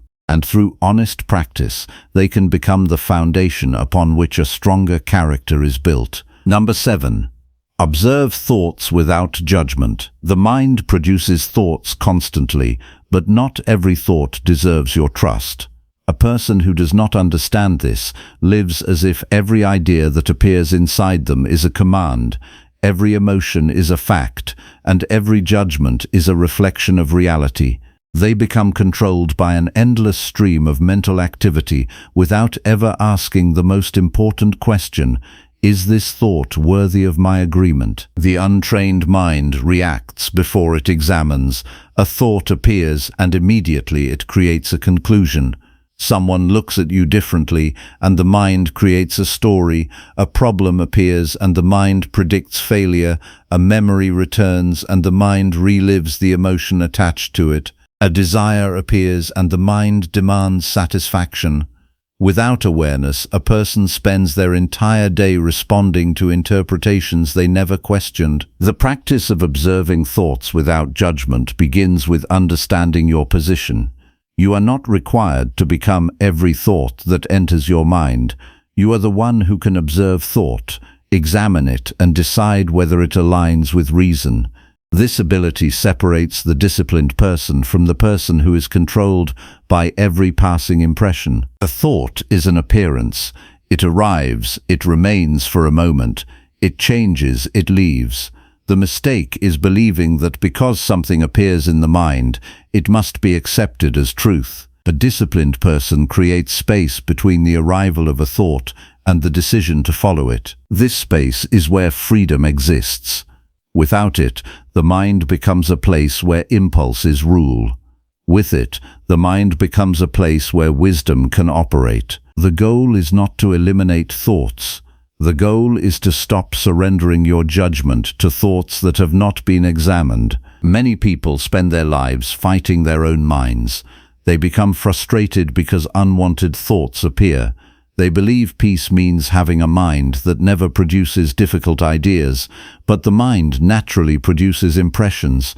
The responsibility of reason is not to prevent every impression from appearing. The responsibility of reason is to determine which impressions deserve acceptance. When a fearful thought appears, observe it before obeying it. Ask what evidence supports it. Ask whether it describes reality or only a possibility. Ask whether following this thought will lead toward courage and wisdom or toward avoidance and weakness. Fear often presents itself as protection, but an unexamined fear can become a barrier that prevents proper action. When a judgment about another person appears, examine it. Ask whether you truly understand the situation or whether you are creating a conclusion from incomplete information. The mind often believes it sees clearly while actually seeing through assumptions. A disciplined person does not rush to condemn because they understand that their own perception can be mistaken. This is why humility is essential in mental discipline. You must accept that your first interpretation may not be the correct one. The mind wants certainty because uncertainty feels uncomfortable, but wisdom does not come from pretending to know everything. Wisdom comes from examining carefully before deciding. Begin your morning with awareness of this responsibility. Before the day fills your mind with demands, observe your own mental condition. What thoughts are present? What concerns are already forming? What expectations are influencing your mood? Do not immediately fight them. Do not immediately accept them. Simply observe them and bring them under the attention of reason. A person who begins the day without examining their mind often becomes controlled by whatever thought appears strongest. They carry yesterday's frustrations into today. They allow old judgments to shape new situations. They respond to the present moment through the lens of previous experiences. But a disciplined mind meets each moment with clarity. The practice of observation requires patience because the mind is accustomed to speed. It wants immediate conclusions. It wants immediate reactions. It wants to label things as good or bad before understanding them fully. But careful judgment requires slowing down. A wise person does not give every thought immediate authority. Consider how often you create unnecessary suffering through mental conversations. You imagine what someone might say. You imagine what could go wrong. You imagine future problems that have not arrived. Then you experience real emotions toward events that exist only in imagination. The mind has created a situation, and the body responds as if it is real. Observation breaks this pattern. It allows you to recognize imagination as imagination. It allows you to see a thought as a mental event rather than a command from reality. This does not mean ignoring practical concerns. It means refusing to let the mind create false burdens. The same discipline applies to memories. The mind may bring back past failures, past conflicts, and past mistakes. The untrained person immediately enters the old emotion again. They relive the moment and allow it to disturb the present. But a disciplined person observes the memory and asks, "What lesson does this contain? What action can I take now? What purpose does repeating this pain serve?" A memory should provide understanding, not continued suffering. A mistake should create improvement, not endless punishment. Reflection should strengthen character, not imprison the mind. You must also observe pleasant thoughts with the same discipline. Not only negative thoughts require examination, desire can also mislead. A thought of pleasure appears, and the mind immediately wants to follow it.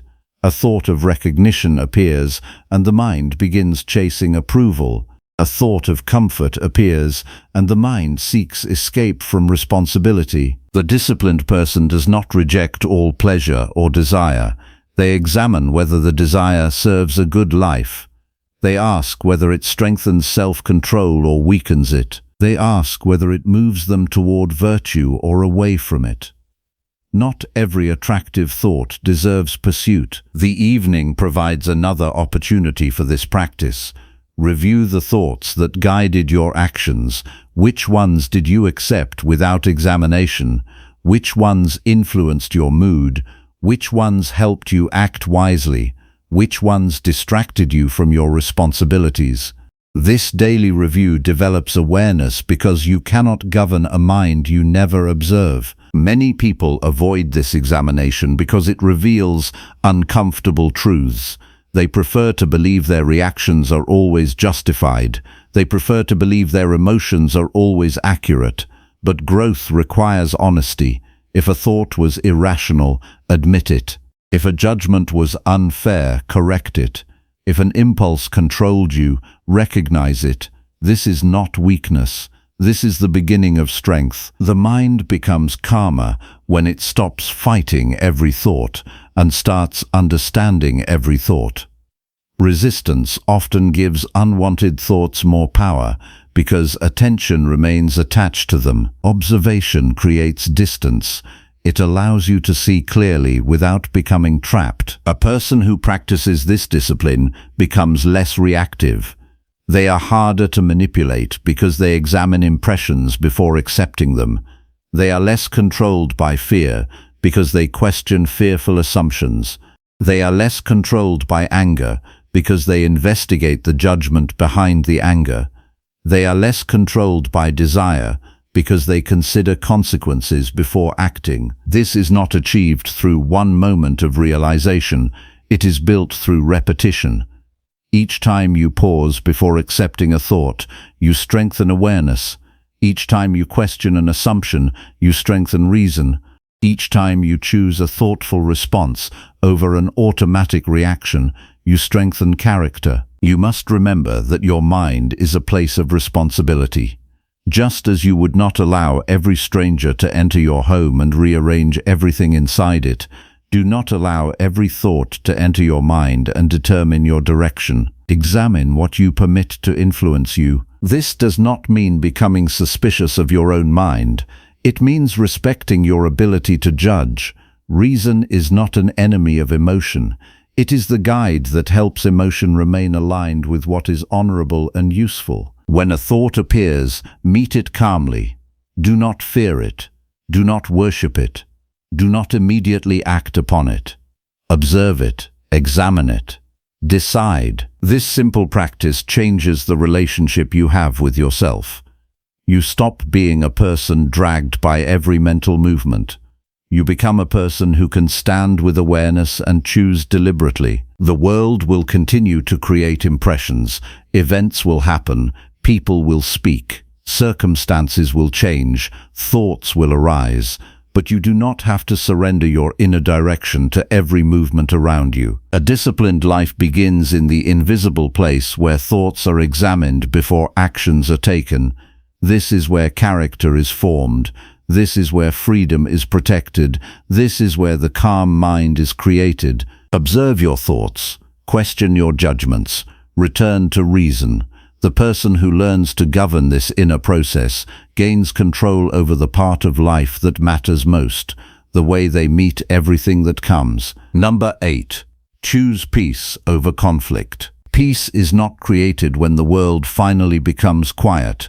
Peace is created when the mind learns not to become disturbed by every conflict it encounters. Many people believe their suffering comes from the words, actions, and opinions of others, but often the deeper source is their own attachment to being right, being understood, or being recognized. They enter every disagreement as if they are defending their entire identity. They do not seek truth. They seek victory. A disciplined mind understands that not every battle deserves attention. Not every disagreement requires a response. Not every opinion requires correction. A person who reacts to every challenge gives control of their inner state to everyone around them. They allow another person's behavior to decide whether they will have patience or anger, clarity or frustration, dignity or regret. The desire for conflict often begins with an unexamined judgment. Someone says something you dislike, and the mind immediately creates a story. They are disrespecting me. They are trying to challenge me. They must be defeated. But before accepting that interpretation, examine it. What actually happened? What part is fact? What part is your personal meaning added to the situation? A wise person does not ignore reality. They examine it. If correction is needed, they act. If a boundary is necessary, they establish it. If a problem requires attention, they address it. But they do not allow emotion to become the leader of their response. They choose their actions according to reason, not according to the first impulse that appears. Conflict often grows because people confuse disagreement with danger. They believe that if another person thinks differently, their own position becomes weaker. But truth does not become less true because someone challenges it. A person grounded in reason does not need anger to support their position. They can remain calm because their confidence comes from examination, not from emotional defense. The undisciplined mind is constantly searching for something to oppose. It notices faults, mistakes, and differences before noticing understanding. It collects reasons to become irritated. It remembers offenses longer than it remembers moments of kindness. Over time, the mind becomes trained to find conflict everywhere. You must be careful with what you train your attention to see. If you repeatedly search for reasons to be offended, you will find them. If you repeatedly look for opportunities to practice patience, humility, and wisdom, you will find those as well. The mind becomes shaped by the direction of your attention. Begin your day by preparing yourself for human imperfection. People will misunderstand, people will speak carelessly, people will act from ignorance, fear, or personal weakness. This does not mean you approve of every action. It means you stop being surprised that imperfect beings sometimes behave imperfectly. When you expect others to always act according to your standards, you create constant disappointment. You place your peace in a place you cannot control. Other people are responsible for their choices. You are responsible for yours. Their lack of discipline does not require you to abandon your own. One of the strongest forms of discipline is controlling the need to respond immediately. A quick reaction often comes from the desire to protect pride. The mind feels challenged and wants to prove itself. But ask yourself, what outcome am I trying to create? Will these words improve the situation? Will they make me more virtuous? Will they create understanding or only create another conflict? Silence is sometimes the wiser response, not because you have nothing to say, but because you understand that your peace has greater value than winning a momentary argument. A person who chooses silence with wisdom is not defeated. They are exercising control over themselves. There is a difference between avoiding conflict and choosing peace. Avoidance comes from fear. Choosing peace comes from strength. The person who avoids every difficult conversation may simply be controlled by discomfort. The disciplined person is willing to face necessary problems, but they do so without unnecessary hostility. A difficult conversation can be approached with reason. Speak clearly, listen carefully, do not exaggerate, do not attack the character of another person. Focus on the issue, not the desire to harm. Your goal should not be to make another person feel defeated. Your goal should be to act according to justice and wisdom. Many conflicts continue because both sides are more interested in proving themselves than understanding the situation. Each person waits for the other to admit fault. Each person protects their own image, but the person committed to wisdom asks a different question. What response reflects the best version of myself? This question changes everything. It removes the need to control the other person's reaction. You cannot force someone to apologize. You cannot force someone to understand you. You cannot force someone to value your perspective. But you can choose honesty, patience, and self-control. The practice of choosing peace requires examining your own ego. The ego wants recognition. It wants to be seen as correct. It wants others to acknowledge its superiority. But this attachment creates weakness because it makes your emotional state dependent on agreement from others. A stronger person can admit when they are wrong. They can change their mind when evidence changes. They can listen without feeling threatened. They can accept correction without seeing it as an attack. This is not weakness. It is the result of a mind that values truth more than pride. At night, review the conflicts of the day. Not only the conflicts with others, but the conflicts within yourself. Where did you become irritated unnecessarily? Where did you allow another person's behavior to disturb your judgment? Where did you speak from emotion instead of reason? Where did you choose patience when anger would have been easier? This examination builds awareness. Without awareness, the same patterns repeat. You continue reacting the same way and call it your personality. But many reactions are simply habits that have never been challenged. The calm mind does not mean a life without disagreement. It means disagreement does not destroy inner order. A person can face opposition and remain steady. They can hear criticism and examine it. They can encounter anger and refuse to become anger. Remember that every interaction is an opportunity to practice character. A difficult person tests your patience. A disagreement tests your humility. An unfair situation tests your commitment to reason. The challenge is not only what happens around you, the challenge is who you become because of what happens around you. You should also be careful not to create unnecessary conflict inside your own mind. Many people continue arguments long after the conversation has ended. They replay words, they imagine different responses, they create enemies in their thoughts. The event is finished, but the mind continues fighting. Release what no longer requires action. Learn from the moment and return to the present. Carrying resentment does not punish the other person. It only disturbs your own mind. A person who chooses peace does not become passive. They become precise. They know when to speak and when to remain silent. They know when to act and when to let something pass. They understand that strength is not shown by how many battles they enter, but by how carefully they choose their actions. Practice this discipline today. Before responding to something frustrating, pause. Before judging another person, examine your own assumptions. Before entering an argument, ask whether your purpose is truth or victory. Before allowing anger to grow, ask whether it serves your values. The world will always contain disagreement.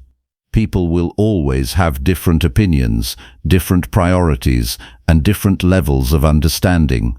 You cannot remove this from life, but you can decide whether you will add more disorder or bring more wisdom into every situation. A peaceful mind is not created by controlling others. It is created by governing yourself. The person who learns this stops being pulled into every conflict. They stop giving their attention to every provocation. They stop allowing external disorder to become internal disorder. Choose peace, not because conflict is impossible, but because your character is more valuable than the argument. Choose patience, not because others always deserve it, but because you want to remain faithful to reason. Choose wisdom, not because the world is always wise, but because your own actions are the only ones you truly own. The disciplined person does not need every person to agree with them. They need only to remain aligned with what is right. And when the mind is guided by reason, peace becomes something no one else can take away. Number 9. Live according to nature. Living according to nature is one of the most misunderstood ideas in philosophy. Many hear the phrase and imagine forests, mountains, or a life removed from society. But the deeper meaning concerns something far more immediate and demanding. It concerns living according to the nature of a rational human being.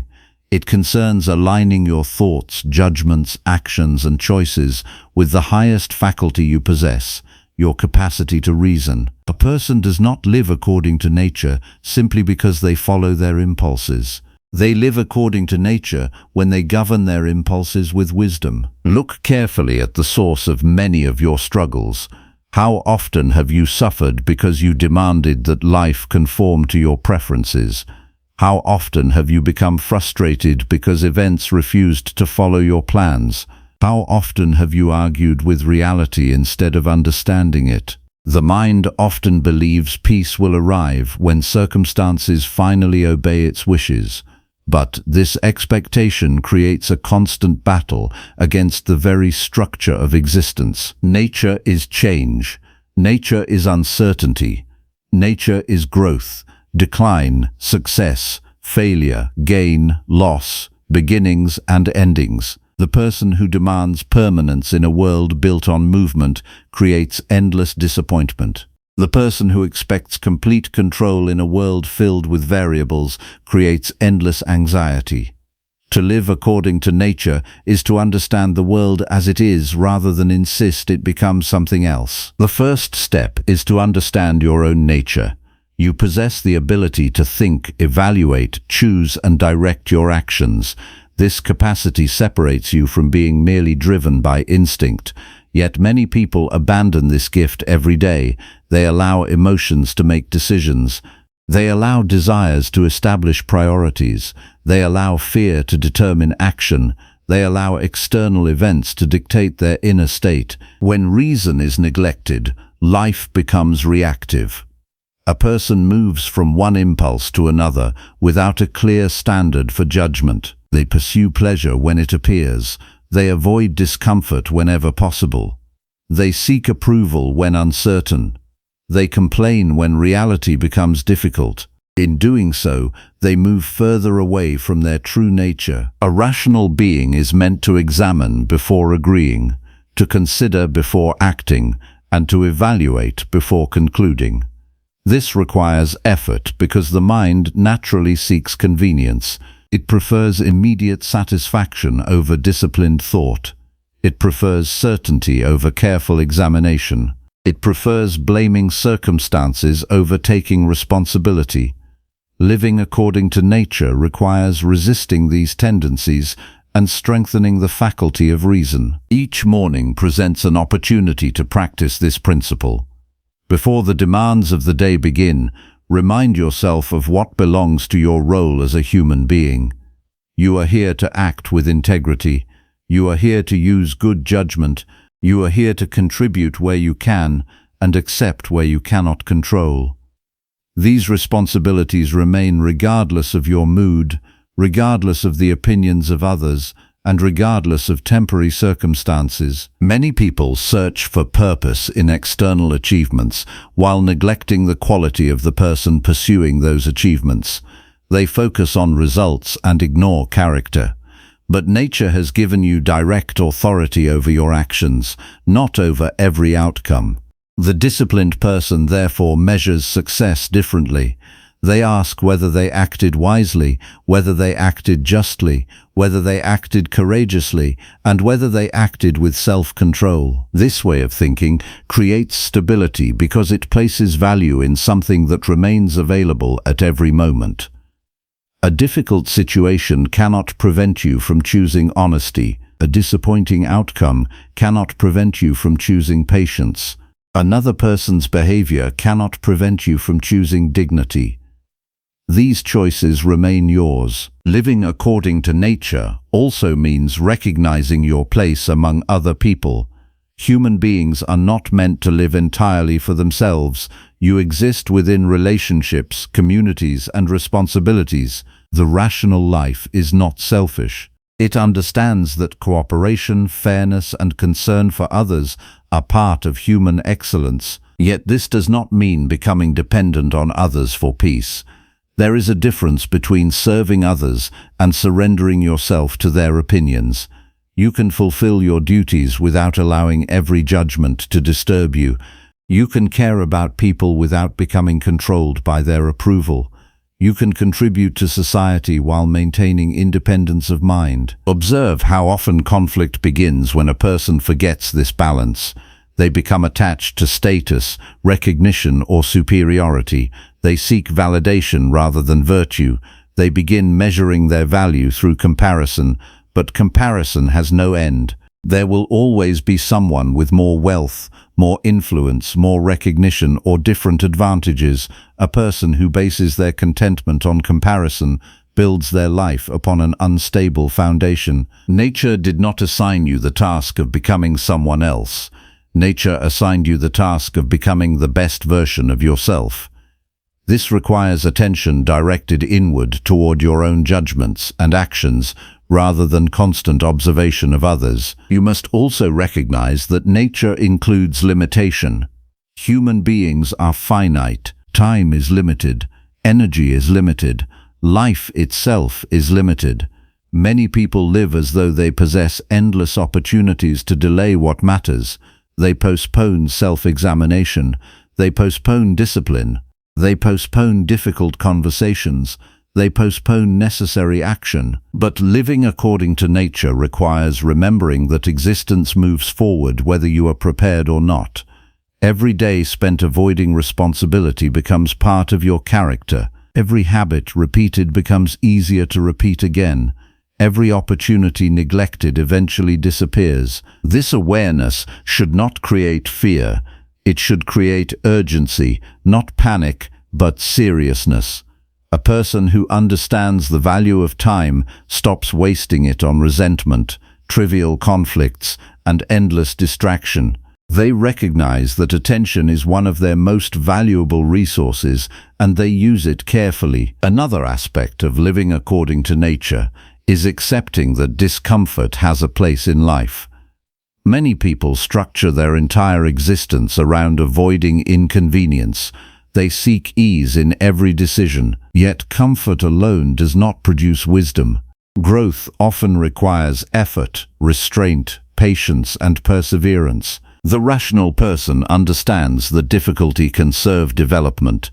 They do not seek hardship for its own sake, but neither do they flee from every challenge.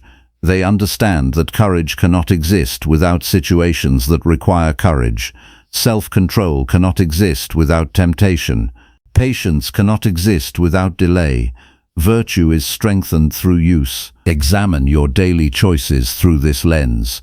When faced with a challenge, do you immediately search for escape? When confronted with discomfort, do you automatically assume something has gone wrong?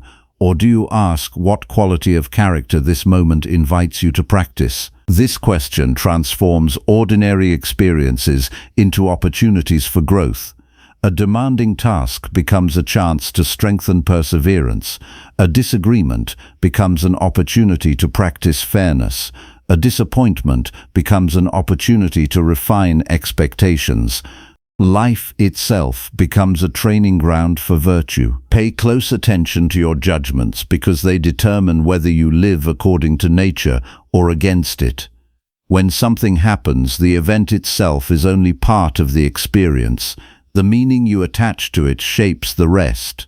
If every inconvenience becomes an injustice, you will live in constant frustration.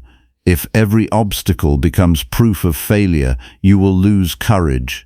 If every uncertainty becomes a threat, you will lose peace. Reason allows you to examine these judgments before accepting them. It allows you to ask whether your interpretation reflects reality or merely habit. This practice is not passive. It requires effort and honesty. It requires admitting when your own thinking is contributing to your suffering. At the end of each day, return to yourself and conduct a careful review. Consider where you acted in harmony with your highest nature and where you surrendered to lower impulses. Where did you act from wisdom? Where did you act from vanity, fear, impatience, or pride? What lessons can be carried into tomorrow? This examination is not meant to create guilt. It is meant to create clarity. The purpose is improvement. A person who honestly reviews their conduct gains knowledge of themselves. A person who avoids self-examination remains trapped in unconscious patterns. Living according to nature does not require perfection. It requires commitment.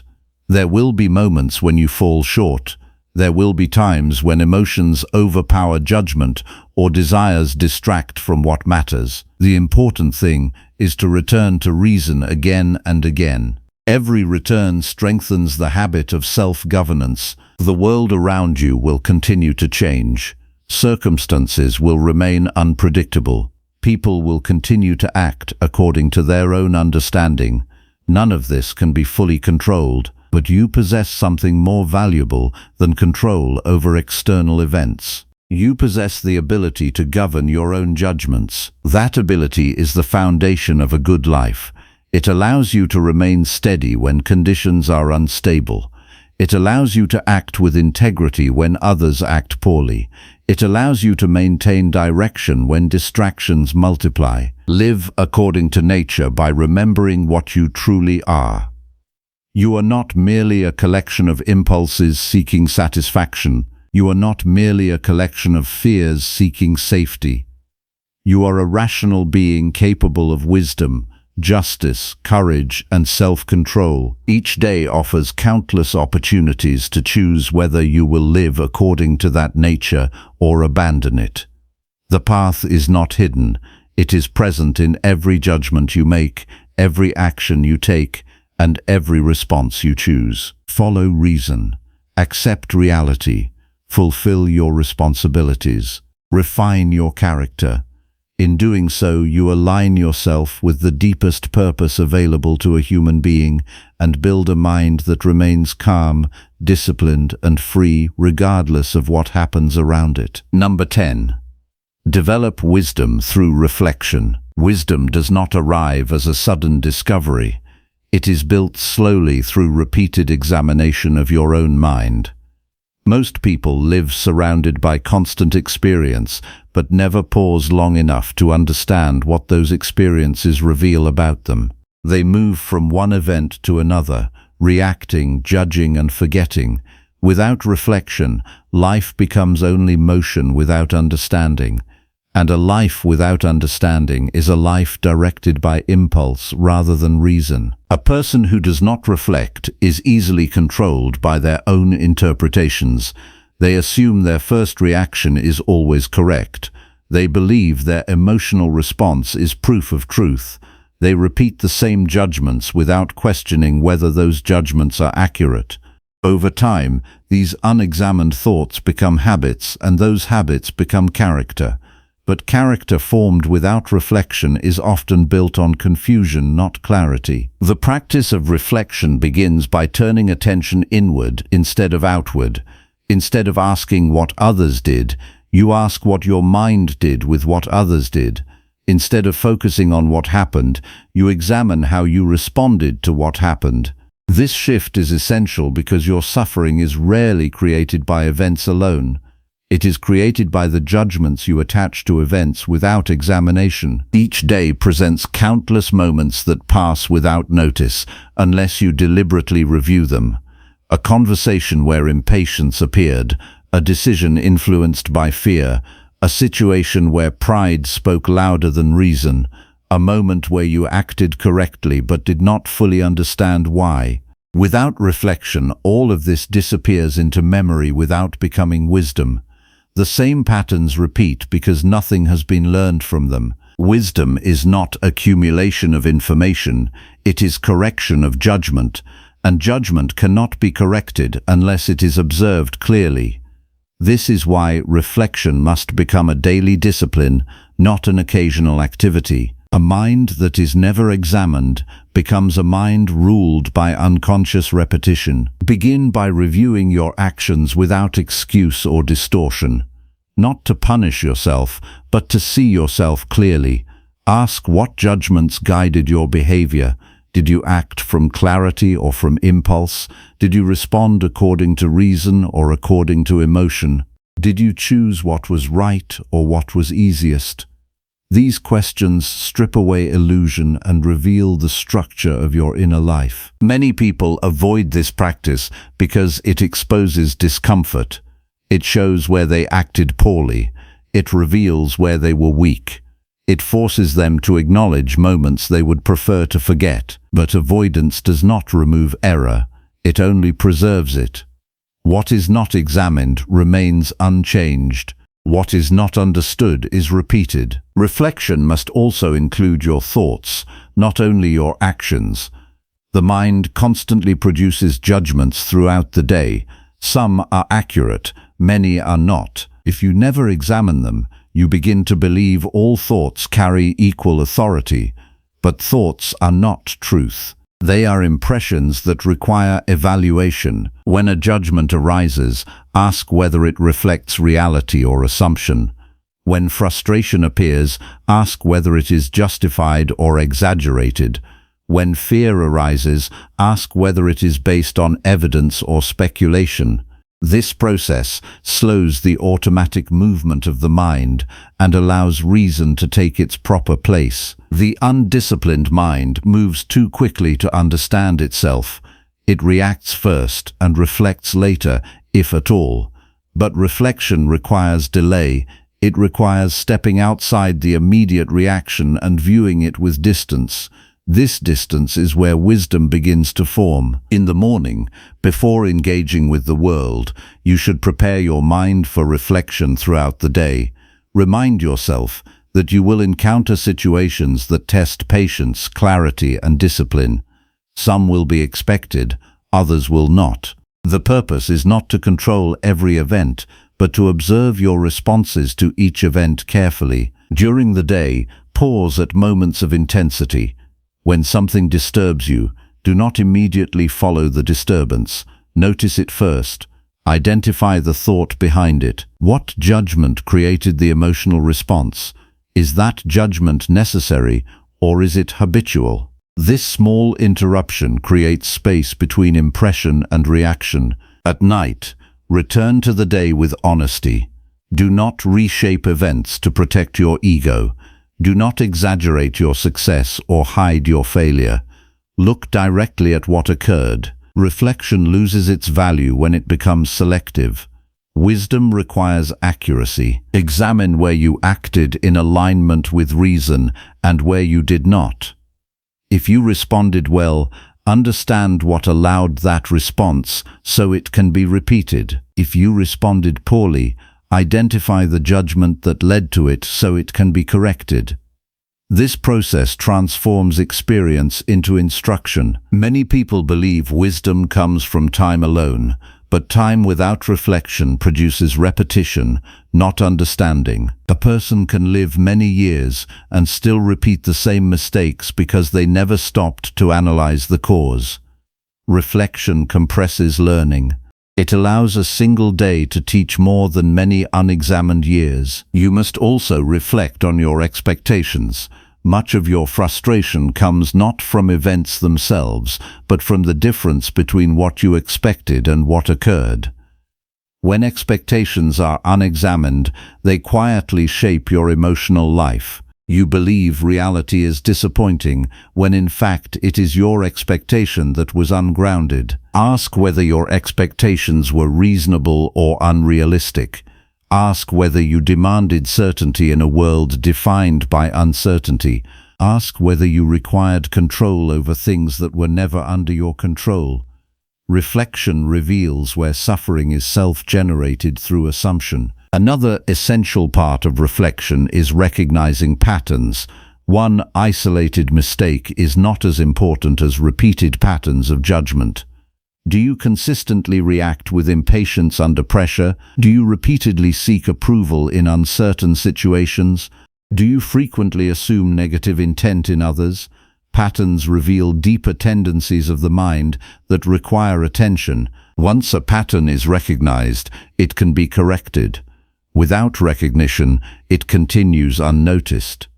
Reflection is the tool that brings hidden patterns into awareness so they can be changed deliberately rather than unconsciously repeated. Do not approach reflection as a search for perfection. The goal is not to become someone who never errs. The goal is to become someone who understands their errors and gradually reduces them. Perfection is not available, but progress is always available to the person who is honest with themselves. There will be moments when reflection feels uncomfortable. The mind may resist seeing certain truths. It may attempt to justify actions or soften judgments. This resistance is expected. It is the mind defending its habits. But wisdom requires moving past this resistance with calm persistence. The more consistently you reflect, the less power unconscious reaction has over your life. You begin to notice thoughts earlier. You begin to respond more deliberately. You begin to recognize when emotions are forming before they fully take control. Awareness increases, and with it, freedom increases. A person who reflects regularly becomes less reactive because they are no longer surprised by their own mind. They understand how judgments form. They understand how emotions follow those judgments. They understand how actions emerge from both. This understanding creates stability. You should also reflect on what you give attention to throughout the day. Attention is not neutral. It shapes your thinking. If you constantly focus on disturbance, your mind becomes disturbed. If you constantly focus on judgment of others, your mind becomes judgmental. If you focus on what is beyond your control, your peace becomes unstable. Through reflection, you learn to redirect attention toward what is yours, your actions, your judgments, your responses. This shift is subtle but powerful. It moves your life from external dependency to internal responsibility. At the end of each day, close your reflection by asking a final question. Did I live according to reason today? Not perfectly, not completely without error, but did I attempt to act with awareness, discipline, and honesty? This question is not about condemnation. It is about alignment. It reveals whether your actions matched your principles. If they did, acknowledge it without pride. If they did not, correct it without despair. Both responses maintain balance. Pride prevents growth.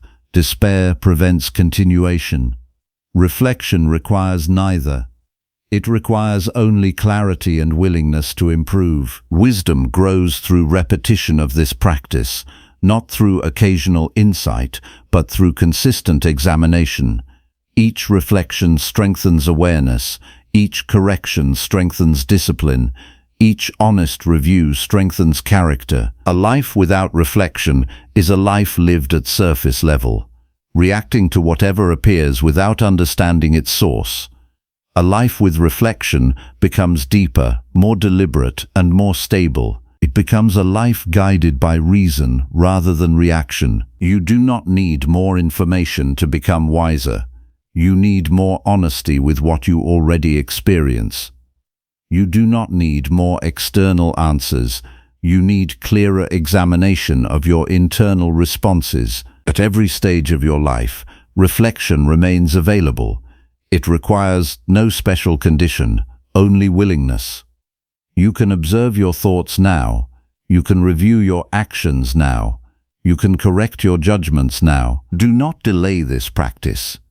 Every unexamined day becomes another repetition of the same patterns, but every day reflected upon becomes an opportunity for improvement. Wisdom is not found in avoiding life, but in understanding it through careful attention to your own mind. Return to yourself. Observe without distortion. Learn without resistance. Correct without hesitation. Through this steady practice, the mind becomes clearer, the judgments become stronger, and life becomes guided not by impulse, but by reason.